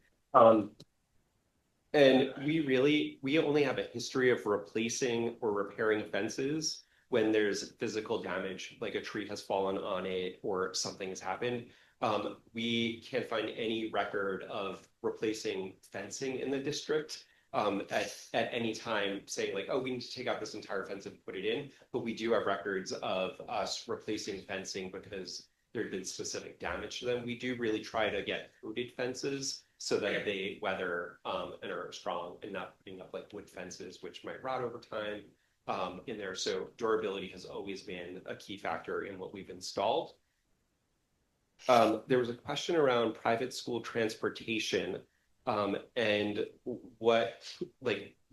who do we transfer and how many people? So we have our numbers from 25, 26, our requests. We don't have 26.7 requests yet. We're just starting to get those. So we had 129 private school transportation requests for non-special education students. Not saying all of these were granted because there are rules and requirements for them, but those are the number of requests that we received. And we also received 21 private school transportation requests of privately placed students with IEP special education students. So those are some different limits on there, but those are the numbers that we received and to transport those students. And then the pre-K to CSE in 25-26, there were 74 students, 4-year-olds that had IEPs, and then 35 kindergartners with IEPs. So sort of like looking what translates over the number of students that have come in, we're seeing roughly those numbers. They're lower when they're coming into kindergarten with IEPs than had. You want to do the last page? It's the pre-K startup cost. Yeah, so here's the pre-K start. So these are the pre-K, these are what we spent to start up the Grafflin pre-K. So these are the actual numbers rounded to the nearest 100-ish, right? So we did need, that room was completely empty when we got there. So, and we didn't have kindergarten classrooms to take furniture from. And so we spent about $30,000 on furniture. We needed to get some other supplies as part of it, blocks, kitchen, dress up, some centers, which was $11,500. We need to get markers, $1,300 worth of that. The facilities part of it, which is what we talked about, was about $1,000. It wasn't very expensive to do that because again, Mario's crew did a lot of that work, and that was all in-house work. So when we were presenting, it's the cost plus his time that are really soft costs as part of it. Also, these are not like abandoned spaces. These are spaces that are being currently being used, so it had to be up to par to be used by our Right. students now. Right, where the grappling space wasn't in, there Was- was nothing in it. Yes. And Josh, can you remind everyone, was it the reimbursement rate per child at this point in time was 5,500? Or 5,400. So this is our out of district cost with a reimbursement rate of 5,400, where we anticipate the reimbursement rate will be 10,000. Just want to put that out there. Okay, sorry. yeah, we put technology in there, some iPads, some cases, that was 27,500. Our classroom libraries were 8,200, and then our having the creative curriculum, which is the curriculum, and there was 8580. So we anticipate some of those costs translating over to the other two buildings when we do this, when we add them.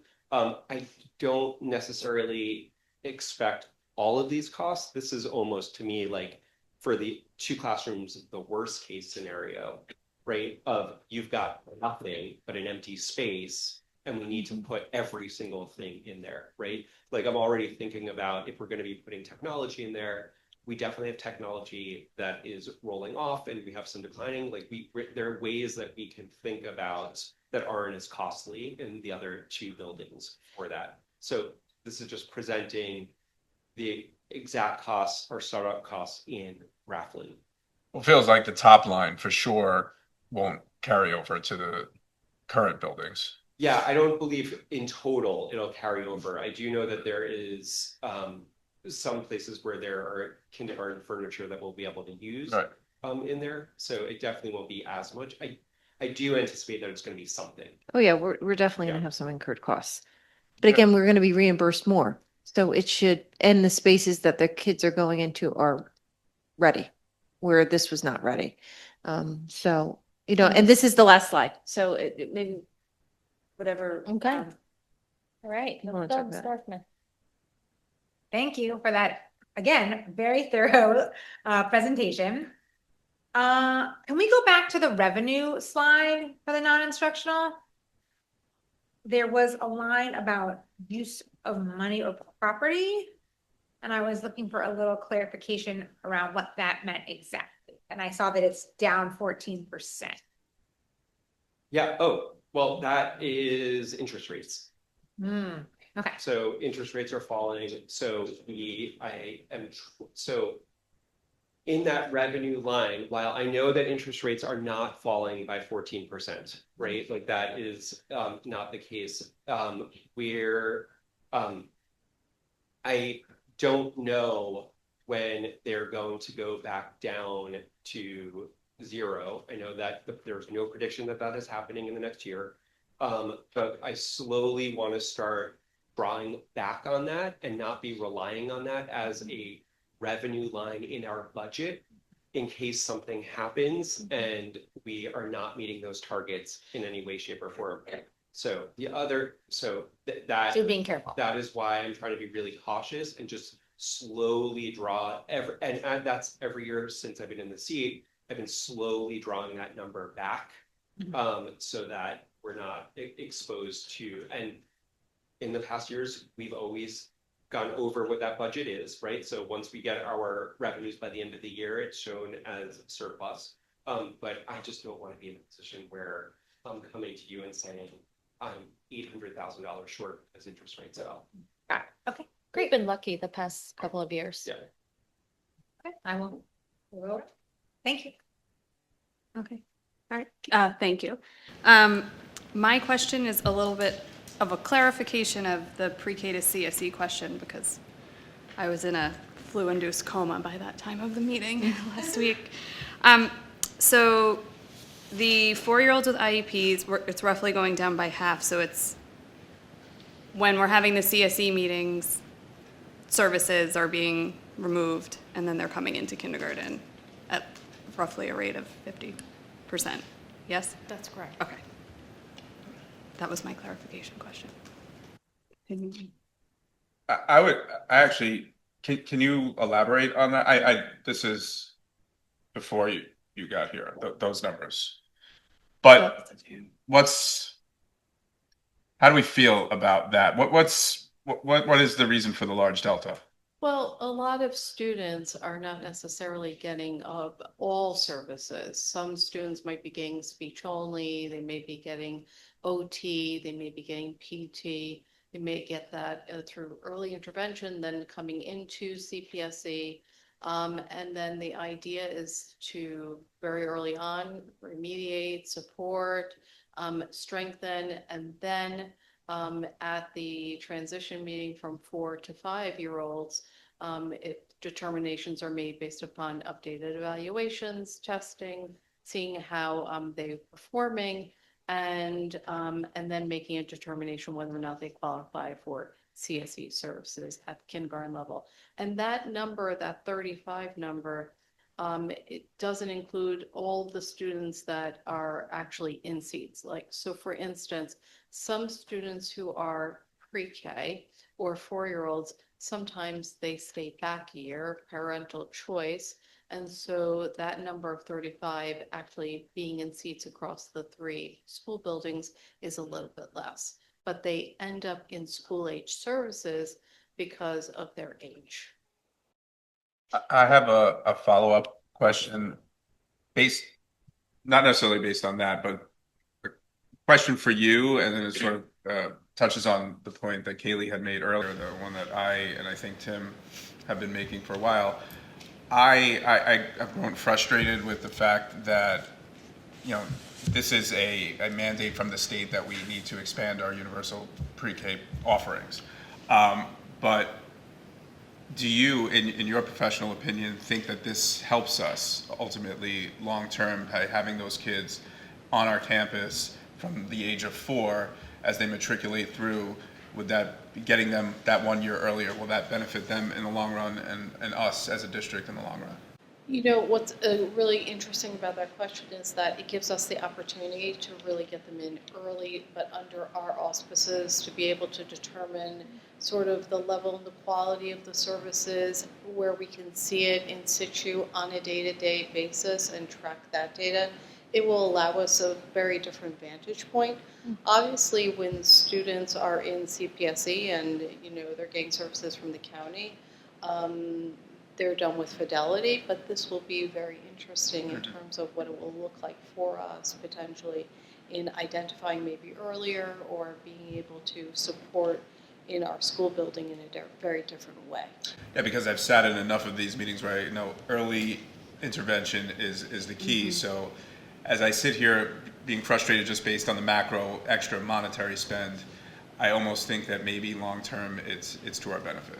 So Right now, the lottery doesn't differentiate by student. Sure, right. So, and I think too, when you think about our youngest children here, there's a huge range of services from birth to 4, like huge. Yeah. So when students are incoming to K, many of them, as you can see here, don't come into kindergarten needing the same level of support. But students who are in school as a part of their intervention plan when they are 3 and 4 often come in and need support. And that's identified early, and that's done through our partnership with our families and through their pediatricians. So this number is not atypical because, there's a wide range of services that students need at certain points through that developmental period that when they transition and have been remediated. Right. And that developmental period is actually quite long. I remember being a 3rd grade teacher and saying to parents at conferences that we're still in it. You might be at the end of it, but we're still in it. So there is a thing called late bloomers, and that needs to be honored and taken into consideration. And there's no shame in that. It's absolutely normal developmentally.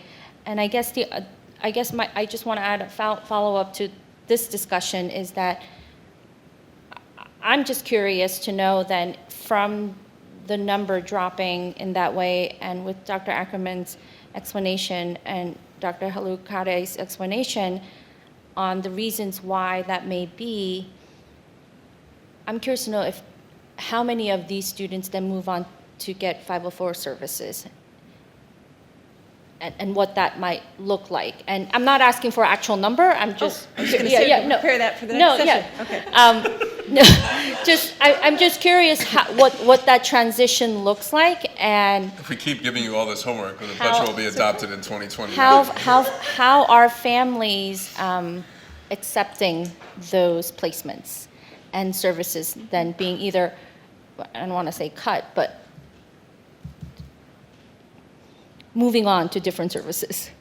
So, having a classification in CSE, and whether or not there is an intersection at any point in time with maybe moving to a 504, sometimes there is an intersection and sometimes there is not.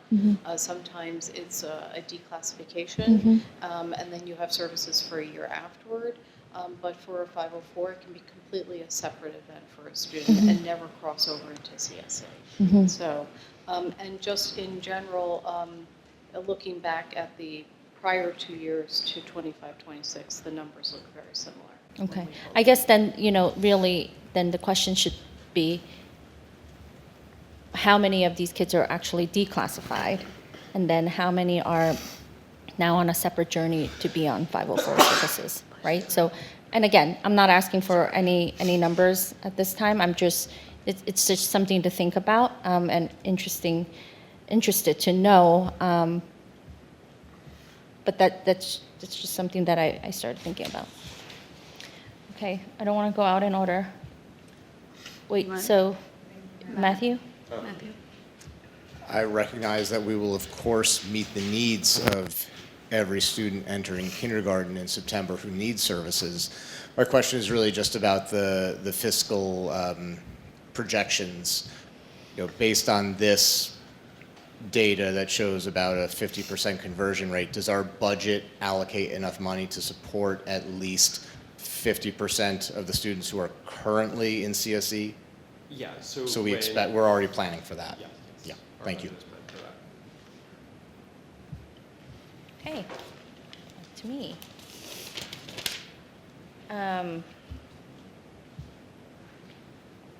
Wait, what questions?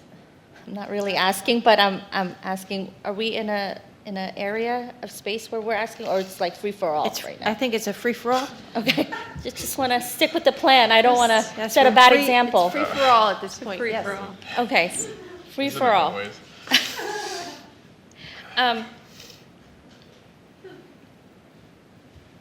Mr. Colwell-Block, could you just explain a little bit about the debt service and how that is impacting the overall budget and your planning?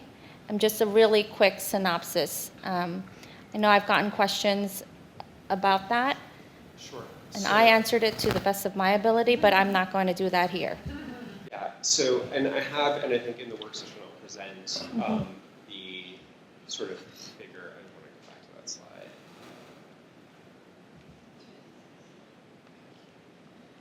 Maybe just define it for the community too. who Yeah, might not- so our debt service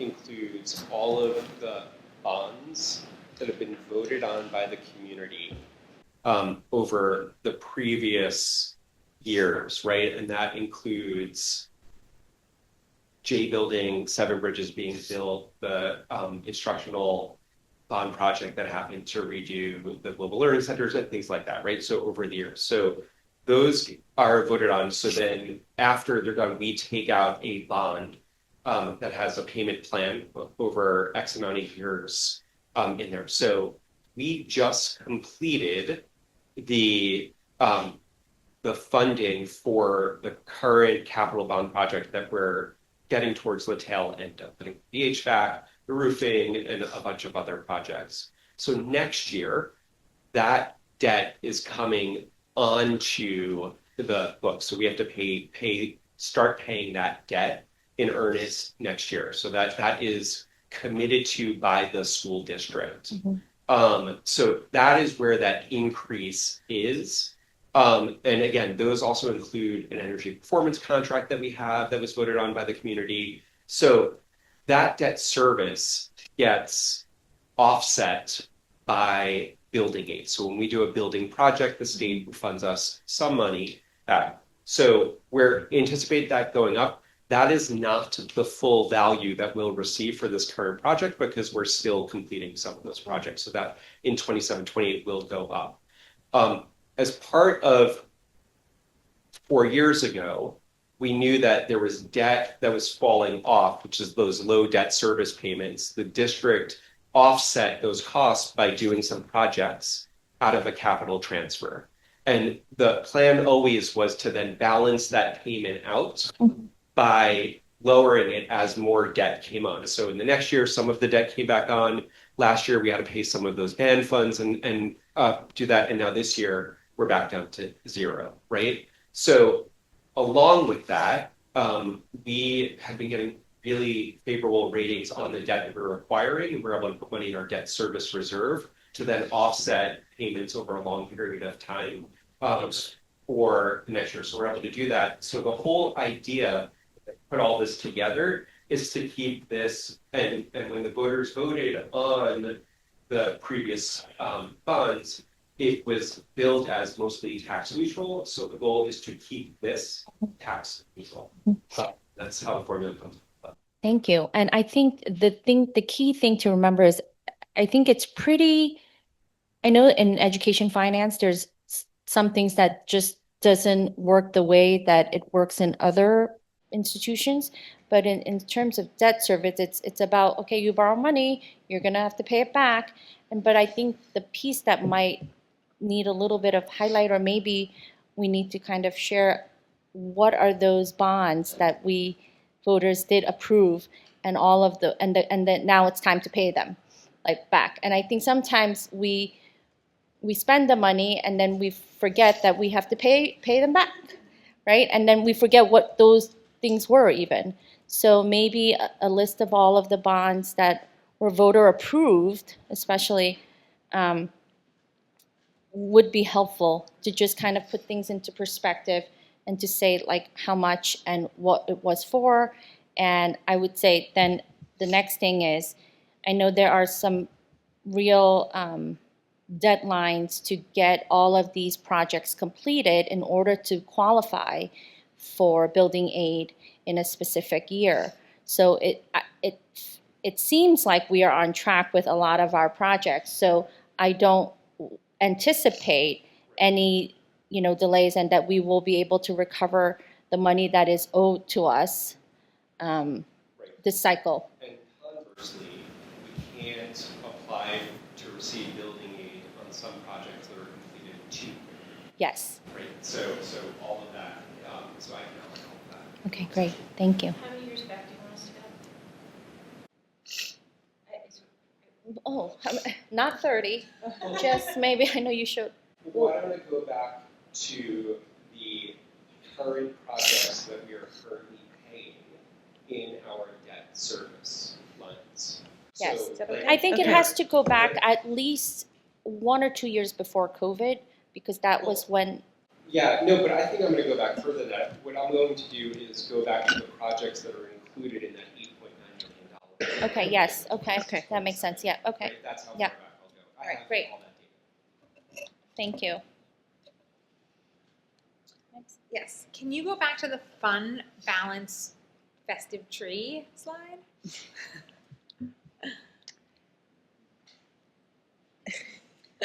Fund balance festive. It's a fun balance. Okay, the project surplus, the $1.6 million. You mentioned the sale of Button Hook is adding to that, correct? And was there other things in there too? And just currently right now, in me projecting conservatively projecting what our revenues are and our expenses are, I'm expecting that we will have an additional $655,000 in surplus funds at the end of the school year. And that includes paying back the $2.5 million of allocated fund balance. So, because we do projections, Jose, right? And we do end of year projections every single month. So we're able to look to see things like sales tax, like are they coming in over or under? Interest earnings, are they coming in over or under? Reimbursements that we receive from various places, Medicare reimbursements, And then we're able to look at our expenses, which is, are we spending all the way up to our budget or have we found savings over the course of the school year? So we currently, right now, are anticipating a $1.6 million surplus in the budget, 25-26 budget by the end of the year. Thank you. My other question was exactly what Ms. Dorfman just asked. So, thank you. I'm out of questions. I just want to make one comment to you, Josh. Just again, like this is, I think Alyssa and I have the unique perspective of having started this journey with you and watching you grow throughout the last 3 years. And the clarity and precision which you make this presentation is phenomenal, not just for us, but for the entire community. You really make it easily digestible, and I really appreciate that. And I think as we have grown into this position, we also know that there's so many exogenous circumstances that you have to deal with that aren't necessarily in your calculus when you start. And a lot of that can be frustrating for us, so I can't imagine how difficult that makes your job. So I just want to say, I think this is your best work to date, and I would just say we really appreciate it. And that's it. I got nothing left. Matthew? Josh, could you speak to the fund balance? I think it was the previous slide that shows the detailed numbers. And can you speak to the difference shown here for total fund balance compared to some of the bar graph slides that we've seen that show total fund balance closer to 24 million? And what accounts for that difference? Sure. So this is at the end of this school year. The next graphs show what I'm predicting at the beginning of the subsequent school year. That would include the closeout of the 25-26 school year. So I think that's there. So that's where the differences are coming in with projected surpluses that we'll have. Got it. Yeah. Okay. Thank you. Okay. Pass, next.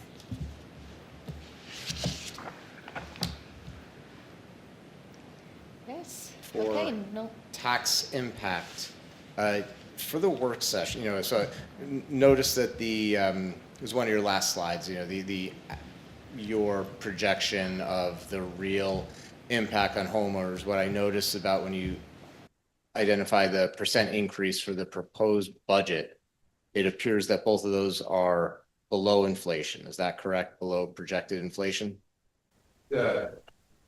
Because it projected right now is about 3.5. About 3.5. Okay, Yeah. So while it is a increase to homeowners' taxes, adjusted for inflation is a decrease in taxes. Yeah. So the increase is below. Is below inflation. It sounds like there's probably no appetite for this, but for the work session, could you produce an estimate of what an approximately inflation neutral tax levy increase would be? So, and what an inflation neutral school district actual tax would be for either town? Wait, what does that mean? I'm just trying to understand your question. Yeah, the question is essentially to say, looking at, I don't know, say 3%. If the tax levy were increased such that the actual percent increase for example, Newcastle were 3% instead of 2.06%, to what extent would that increase the tax levy, and to what extent would that enable us to reduce our allocated fund balance? I just want to make yeah. I'm thinking about the slides that we presented in the previous board meeting about the various options of Right. allocating fund balance. Take the estimated tax impact for Newcastle and/or Mount Pleasant, raise that to the rate of inflation, and show how much fund balance that can decrease our use of, and then what would that 2.99% increase to at that point. Is that accurate? That was the request. The other way you could do it more simply is to essentially just take that slide, just compute out the lowest one, and I'm sure it's close enough. I would just I don't think, it doesn't sound like our group is interested in even pursuing it, but I'd like to at least see what the number would look like without increasing taxes relative to inflation, to see what progress it would enable us to make on reducing our allocated fund balance. Okay, so for me, I'm actually not sure if I'm interested or not because I'm not fully understanding what Mr. Colblock just suggested, even because I want to understand your goal in trying to see that those numbers be prepared. What is your goal in wanting to see these numbers? And I might be on board with it. I'm just not sure what it is exactly. It's to have an understanding of what the real dollar impact would be on our taxpayers of a slightly larger tax levy increase, and to what extent it would enable us to further reduce our allocated, fund balance. Because without real numbers, I think it's hard to make the evaluation of what is the appropriate tax levy increase. Okay, so then is it safe for me to assume that your desire is to want to see the district putting back more money, a higher percentage of money back into the fund balance? Is that like a goal? That was a fairly lengthy discussion we had a couple weeks ago. But again, it would certainly depend on the impact it would have on taxpayers. And if it's anything significant, I don't think I'd have any interest. If it's extremely minor, it might appear interesting, especially given uncertainty about future state aid and federal aid. I guess my only thought on that is the tax levy is, and please add on, the tax levy is really the total number of dollars that is being, that the school district needs to collect from all of the property owners in order to pay for all of our expenses, like teachers and buses and et cetera, et cetera. Now, I think in conjunction with the tax cap, which we say is, I'm putting in air quote, 2%, it's not really 2% for everybody. And when you raise, because it's a starting point, it's not a strict 2% increase. Correct? Right. And that actual increase varies based on expenses and property assessments and changes and all of that good stuff. But all to say that individual tax bills will not be the same. So we can't really say it's going to go up. Technically, we can't say it's going to go up X number of dollars per household if we increase the levy. I can only predict, I can only put a percent increase. Yes. So the individual bills can exceed 2% because the cap applies to the total district levy, but not to any one personal bill. But what is projected here is the dollar increase per $1,000 of assessed value. So for any homeowner who knows their assessed value or hasn't had it change since last year, you can see the dollar increase is $2.52 per $1,000 of assessed value.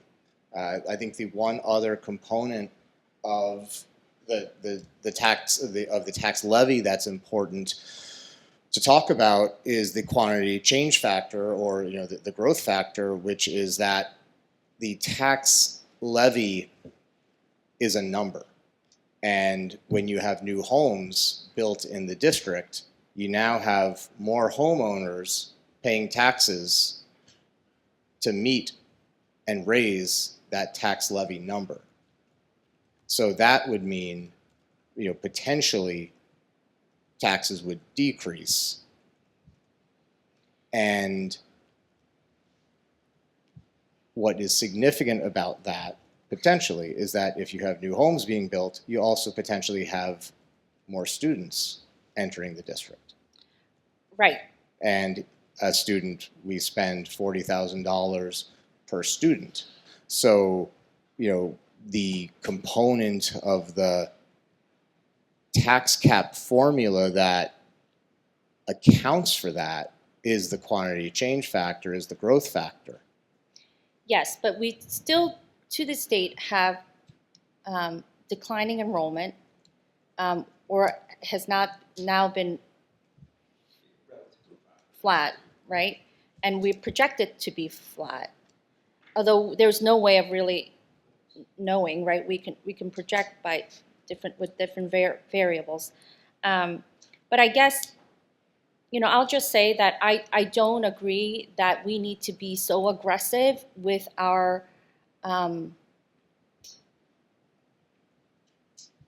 putting back our money into the fund balance and reserves at this point in time. So that is an opinion of mine. And we have a AAA rating, which, we talked about before. And we are not in any way, at this point in time, I don't see the need to be more aggressive than we have already, what the administration is proposing. So I understand that you want to see that number, but I don't see the need. I don't see the need at this time, because I don't believe that if that is the goal, to make to get more, because I want 100% in my fund balance. I'd like it to. I want to see it there this year, because we've been slowly adding back, and I want it all in there now. If that's not really what you're saying, then I don't see why we need to be so aggressive right now, when we, I think, have a pretty reasonable plan in place. We've spent a bit of time chatting about this. We've talked about it previously. I'd like a little bit more data to make an informed decision. I think that's a very reasonable request for a board trustee to make. And I expect the board to support me in a request that will probably take Josh, especially if he does it the more simple route, very little time. And I'm confused why you would try to block me from asking for slightly more information so I can make a more informed decision. Well, thank you for giving me that much authority, but I don't have that authority to block you. You have your own rights as a board trustee. We all have the same amount of voting rights, and so I'm just stating my opinion, just like you are stating yours at this time.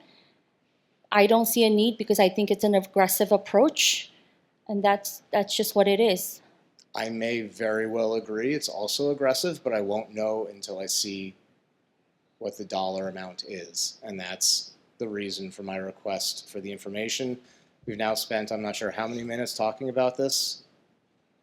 I'd like to make the request for the information. I'd like to move on. I think that's a much more productive use of our time.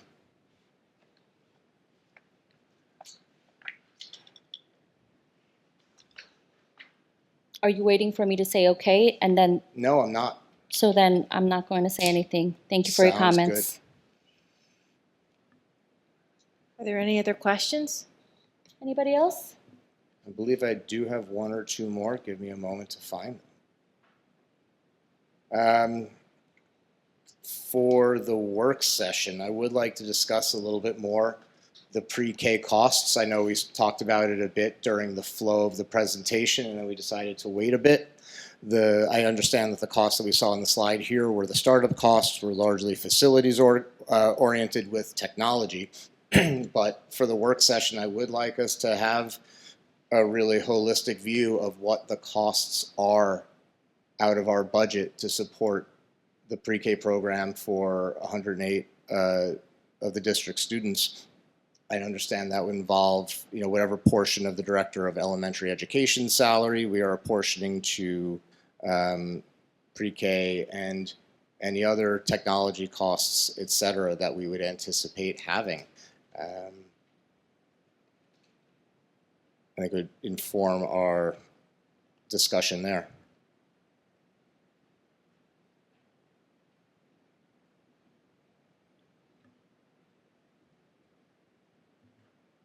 Okay.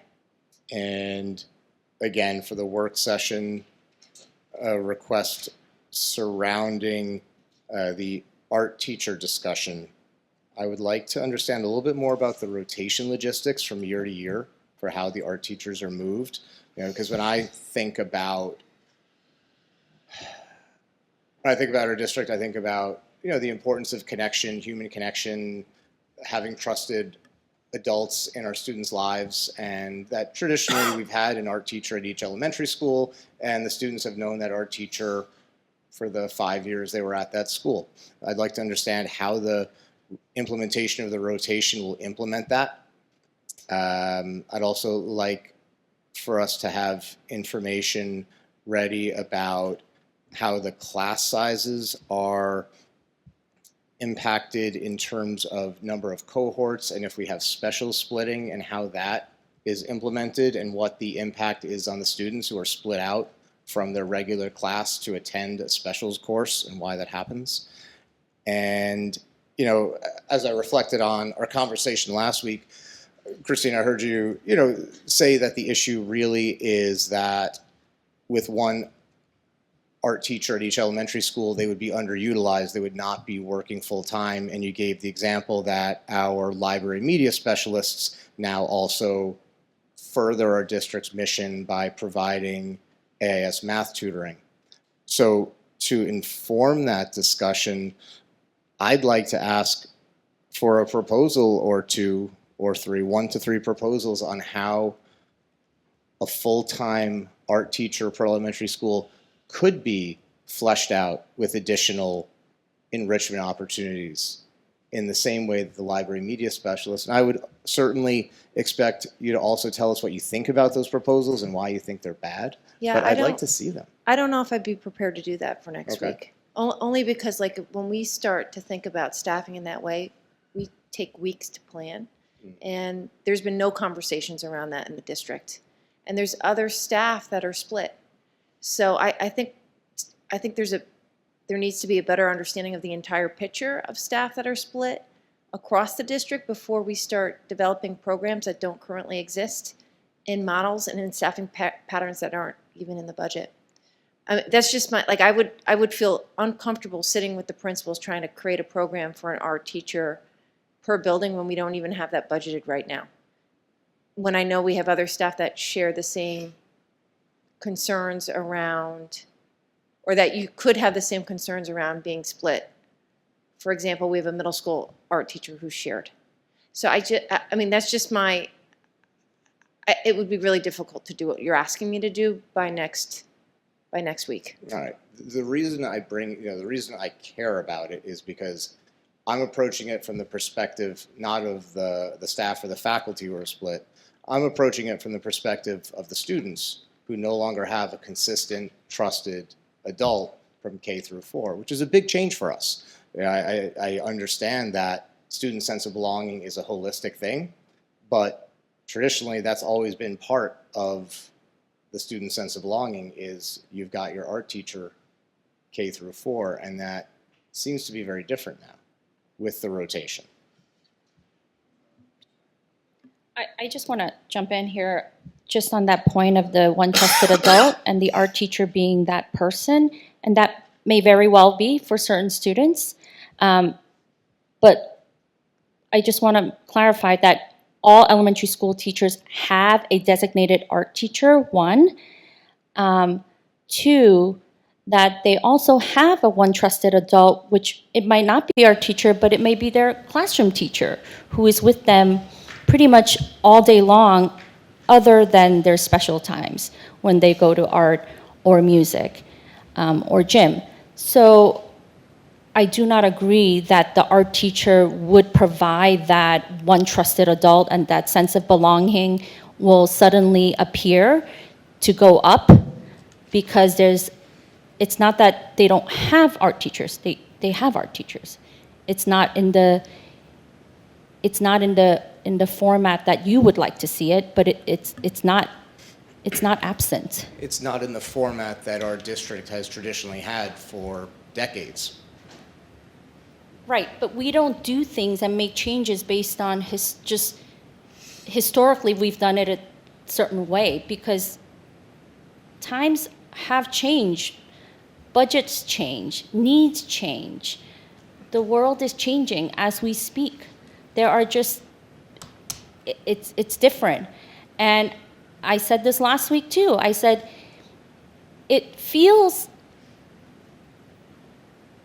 I don't want to say wrong, but it feels wrong and doesn't feel right that, you think of elementary schools, you think of, the hallways smelling like baked cookies and feeling warm and fuzzy as soon as you step foot in it, and, read alouds happening, and kids picking their nose, and kids running around, and the art classroom doing fun projects. But I'm not thinking, and you have an art teacher, so it's Mr. So-and-so or it's Ms. So-and-so.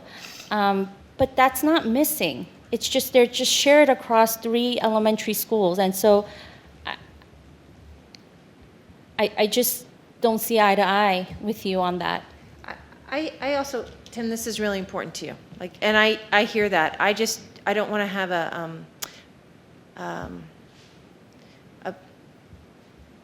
a dysfunctional process to develop something that you're asking me for that would have implications on staff in a wider way.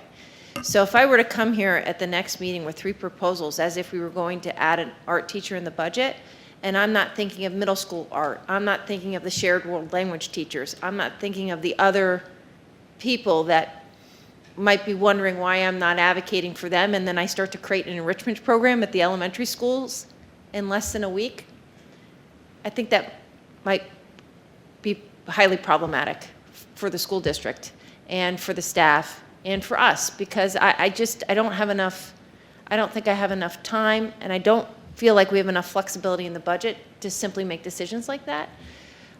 So we are planning, and we have been preparing slides to talk about the art position, but also all of our shared positions in the work session next week. And so I'd like to continue with that plan. And if through that work session, the board directs us to add the art teacher, then I could come back to you and say, okay, this is how we're going to make that work if that's the priority of the Board of Education. So I'd like to work in that direction, if that's okay with you. That way it kind of aligns with our process around how we work with the staff when we're trying to add programming, which is, listen, in an ideal world, I'd love to have, add 20 teachers if I can, right? But there's a limited amount of funding that we are working with. And so if the priority of the board is to add that 3rd art teacher, then we'll work collectively with our team to figure out, okay, what does that look like? But I'd like to have the first discussion first. Does that sound okay? That is perfectly acceptable. I appreciate it. As you know, I do think we should be restoring the 3rd art teacher that was cut 2 years ago. And I would like, for part of that presentation to have the detailed numbers that we didn't have last week regarding the number of students that each art teacher serves now, compared to also the number of students that each art teacher served back when we did have 3 art teachers across the elementary schools, to see the difference in how many students we're expecting each art teacher to remember and be able to connect with in a really high fidelity way, so that those students feel seen and heard by the art teacher. Thank you. So I'm not going to pass my turn. I'm going to use my turn. While you're doing that, if you can at the same time, in thinking about the strategic plan updates and what's being prepared to get rolled out next year, and I've mentioned this at other meetings, so it's not anything thinking about our world language program in the 5th at the 5th grade level and how we are going to recommend Spanish for all, and then moving on to the 6th grade exploratory model, which I will say again that I am not in favor of, only because I do think that the other languages will be really lost with that loss of a year. I understand that the K-4 is now having that Spanish instruction, but I believe either the exploratory should be both 5th and 6th grade, or just come down to 5th grade and then you make a decision in 6th grade. But I am very concerned about, and then speaking of, having the right amount of prescribed time for teaching, I'm wondering about the Latin teachers at the middle level and what that would look like if they're duly certified to teach anything else, and what would happen to them. They are tenured teachers, and what the plan is for that. And also knowing that the enrollment for Latin has, slowly but surely been declining over the past several years, that is also a big worry of mine, as it is happening with the language of Mandarin at the high school, because Mandarin is not offered in the middle level, and the 4th language that's being offered or contemplated on should absolutely be Mandarin, and there's lots of, reasons for that I'm not going to go into again tonight. But if you can provide some of your thought process in terms of budgeting and what that's going to look like if we decide, what you're thinking and how what that's going to look like, and how that plays a part in your budget process, and thinking about those allocations in terms of staffing. I would really appreciate that. And then again, with staffing and looking at the area of the 8th grade transition, and having the district recommend all students to take algebra and biology in 8th grade, and having the option to sign a form to waive the recommendation and move your child into 8th grade math or extended algebra to do the 2-year split. That class, and then do we even have an option for 9th grade science, not 9th grade, 8th grade science? If you want to opt your kid out of, because maybe some parents are thinking, my kids are bright, but I'm not sure if my kid is mature enough and our family is ready for my 12-year-old. Really, some kids are still going to be 12 at this point when they enter 8th grade, to be taking 2 high school courses. And do I want that? Right? So what are the options, and what would it look like to just, and then not have a minimum, and say we're going to just open these classes and run them in both middle schools no matter what the enrollment is? And how much more would that be? So it's adding 2 additional, would it be 2 additional staff? I guess depending on how many students. Yeah, so the sectioning won't be done until the end of next week. Okay. So we won't have like the real-time numbers. I guess my only thing is, instead of trying to look at it until we actually get the numbers, because I know parent-teacher conferences is coming up right away tomorrow and Friday, and parents are going to be having conversations with their teachers, and some might not be able to, but there's a really big difference, and I'm an educator myself, so I've been on the receiving end with 3 children in the district, and also on the giving end where I meet with parents and have done parent-teacher conferences that way. There's a very big difference than when a teacher recommends your child, because if I'm understanding it correctly, the teacher will not, there will be no teacher in this district that will recommend any student to extended algebra. The recommendation will only be algebra or enriched algebra, and the recommendation for science will only be for biology and not 8th grade science.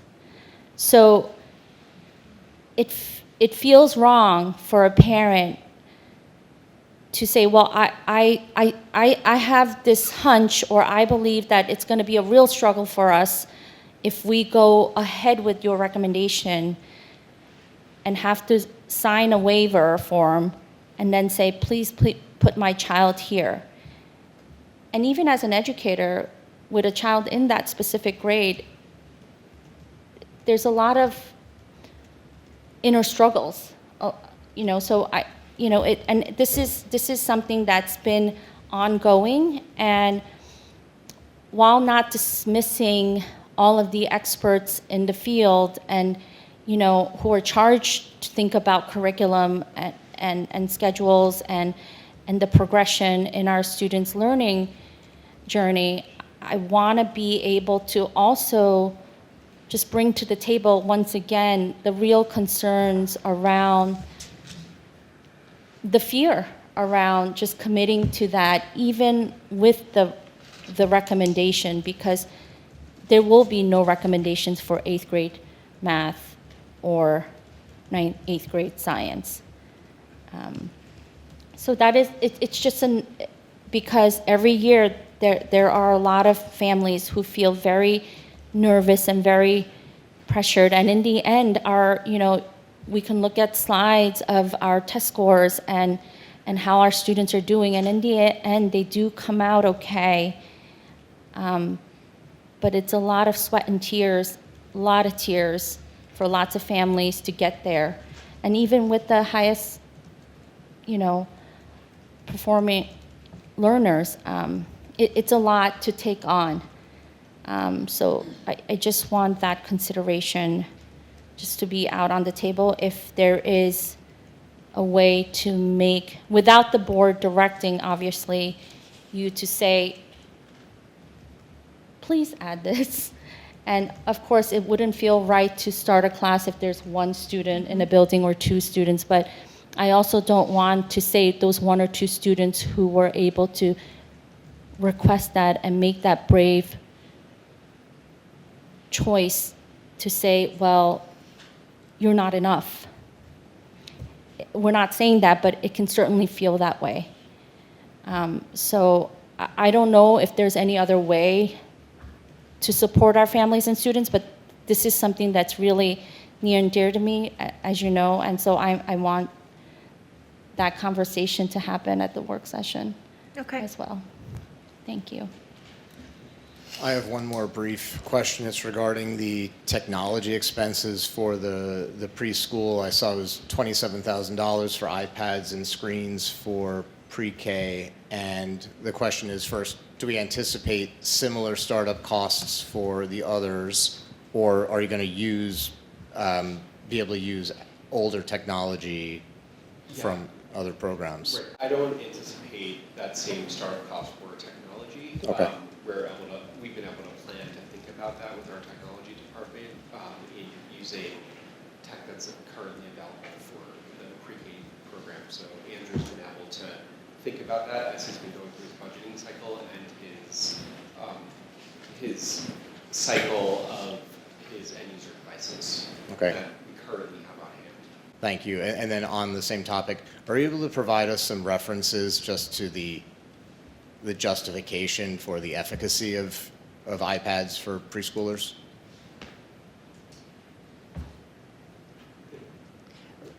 Tim, can you say a little bit more about that? Sure.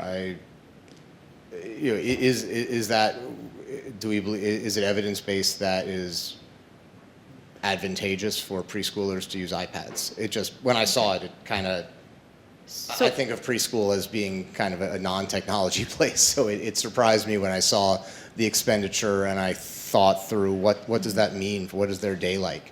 So we'll prepare that for the work session. Thank you. Okay, any additional questions for anybody? Okay. Thank you. Thank you so much. We're going to move right along to committee reports. Committee reports. I will jump in. Horace Greeley Scholarship Fund had a meeting on March 11th. Their event is coming up next week, on the 26th at 7 o'clock at BIA. So their tickets are available on their website. If you haven't already purchased them, please do. And it's going to be a really wonderful benefit. And their application process is open for anyone who's a senior or in college currently, who is looking for a little more financial aid to help them out. And the application is now available in Spanish as well on the website, which is exciting. So looking forward to seeing everyone at the benefit. And then, Yes, can I just Oh, of add to course. that? Yes, and so one of the board members of Horace Greeley Scholarship Fund made that translation happen, so that is available. And I think we're looking into other language translations as well, more on a needed, as needed basis.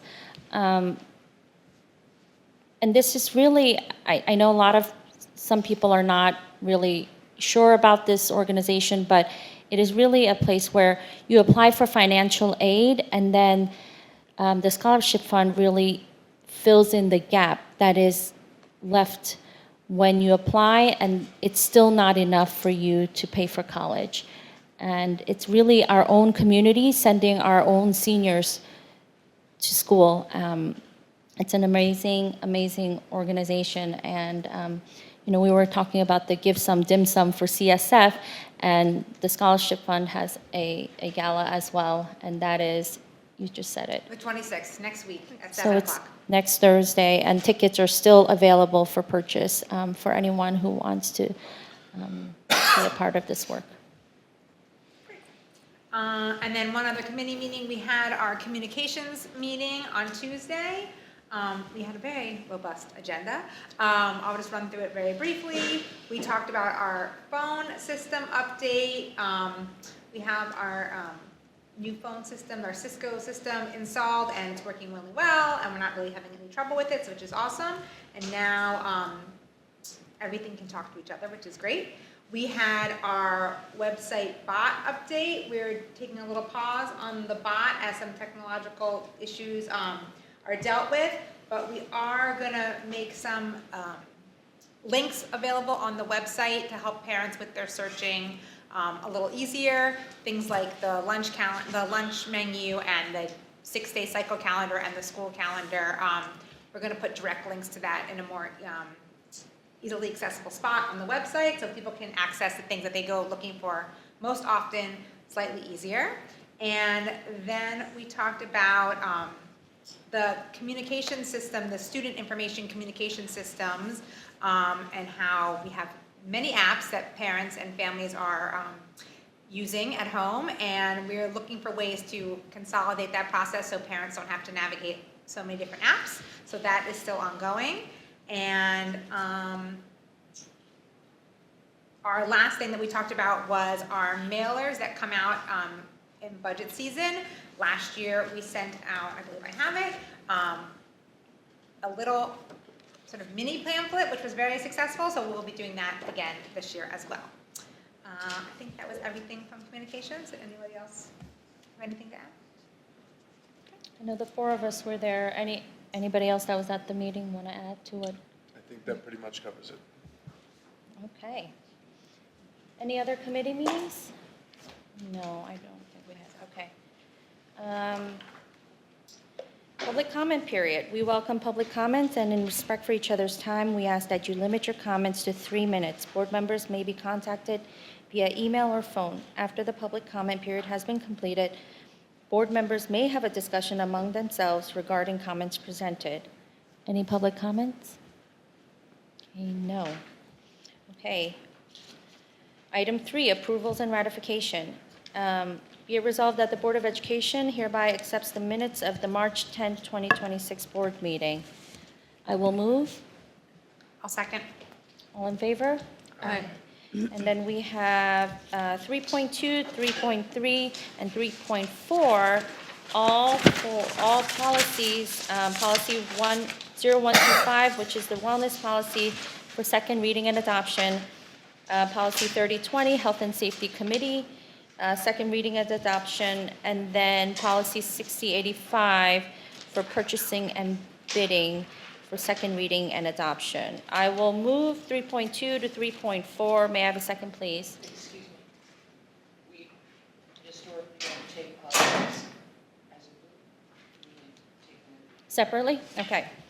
3.2, I will move 3.2. I'll second. Any comments? All in favor? Aye. 3.3, policy 3020. I'll move. I will second. Any comments? All in favor? Aye. 3.4, policy 6085, purchasing and bidding. I'll move. I'll second. Any comments? All in favor? Aye. Aye. I recommend 4.1 instructional as presented. I will move 4.1 instructional as presented. I'll second. Any comments, questions? All in favor? Aye. I recommend 4.2 non-instructional as presented. I will move 4.2 non-instructional as presented. I'll second. Any comments? All in favor? And that brings us to 5, recommended action. The consent agenda permits the Board of Education to make more effective use of its time by adopting a single motion to cover those relatively routine matters which are included. Any member of the board who wishes to discuss individually a particular piece of business on the consent agenda may so indicate. That item will be considered and voted on separately, thus preserving the right of all board members to be heard on any issue. It is recommended that the Board of Education approve the following consent agenda as submitted by the Superintendent of Schools. May I take the CSC summaries together? 5.1 and 5.2. I'm sorry, are you pulling everything else out? It's a consent agenda. You take the. That's right, yes, just. Take it all. I was just checking to see if everybody was paying attention. It's late. And so I will move 5.1 through 12. 5.12. Is there Actually, you should ask if anybody. anybody wants to take anything out to be voted on separately or discussed separately? No. Okay, so I will move 5.1 through 5.12. May I have a second? I'll second. Any comments or questions? So the first two, as you heard, was CSC summaries. Then we have the SECRA resolution that Mr. Colwell-Block talked about briefly regarding the propositions. And then we have more items about the upcoming budget and election. And then we have some change orders, the grants from CSF, more change orders. We have a little change and amendment to our retainer agreement with our law firms there. So I will move 5.1 to 5.12, and we can meet that second, out and again. then We vote. all in favor? Aye. Okay, that brings us to 6. Be it resolved that the Board of Education hereby acknowledges receipt of the following contracts approved by the superintendent per Board Policy 6085, purchasing and bidding. I will move 6.1. That is the contracts with the continuing education teachers for spring of 2026. I have a second? I'll second. All in favor? Aye. Aye. Okay, 7, facilities. We have 7.1, which is the change order we talked about, and then 7.2, another change order with E&L Mechanical. It's a credit. It's a credit, Ooh, in we love parentheses, getting credits. money back. Thank you for that. Josh, where will you put it? May I have a motion to move 7.1 and 7.2? I'll move. May I have a Second. second? Questions? All in favor? Aye. Okay, notice of future meetings. Wednesday, March 25th, 2026 at 10 a.m. This is a budget work session, and all are invited right here at the Academic Commons. And if you cannot attend, it will be recorded, but not live streamed. And then the meeting after that will be April 8th And that is at our regular time, 7 p.m., and that will be the budget adoption. May I have a motion to adjourn the meeting at 10:16 p.m.? I will move. May I have a second? I'll second. All in favor? Aye. Aye. Thank you.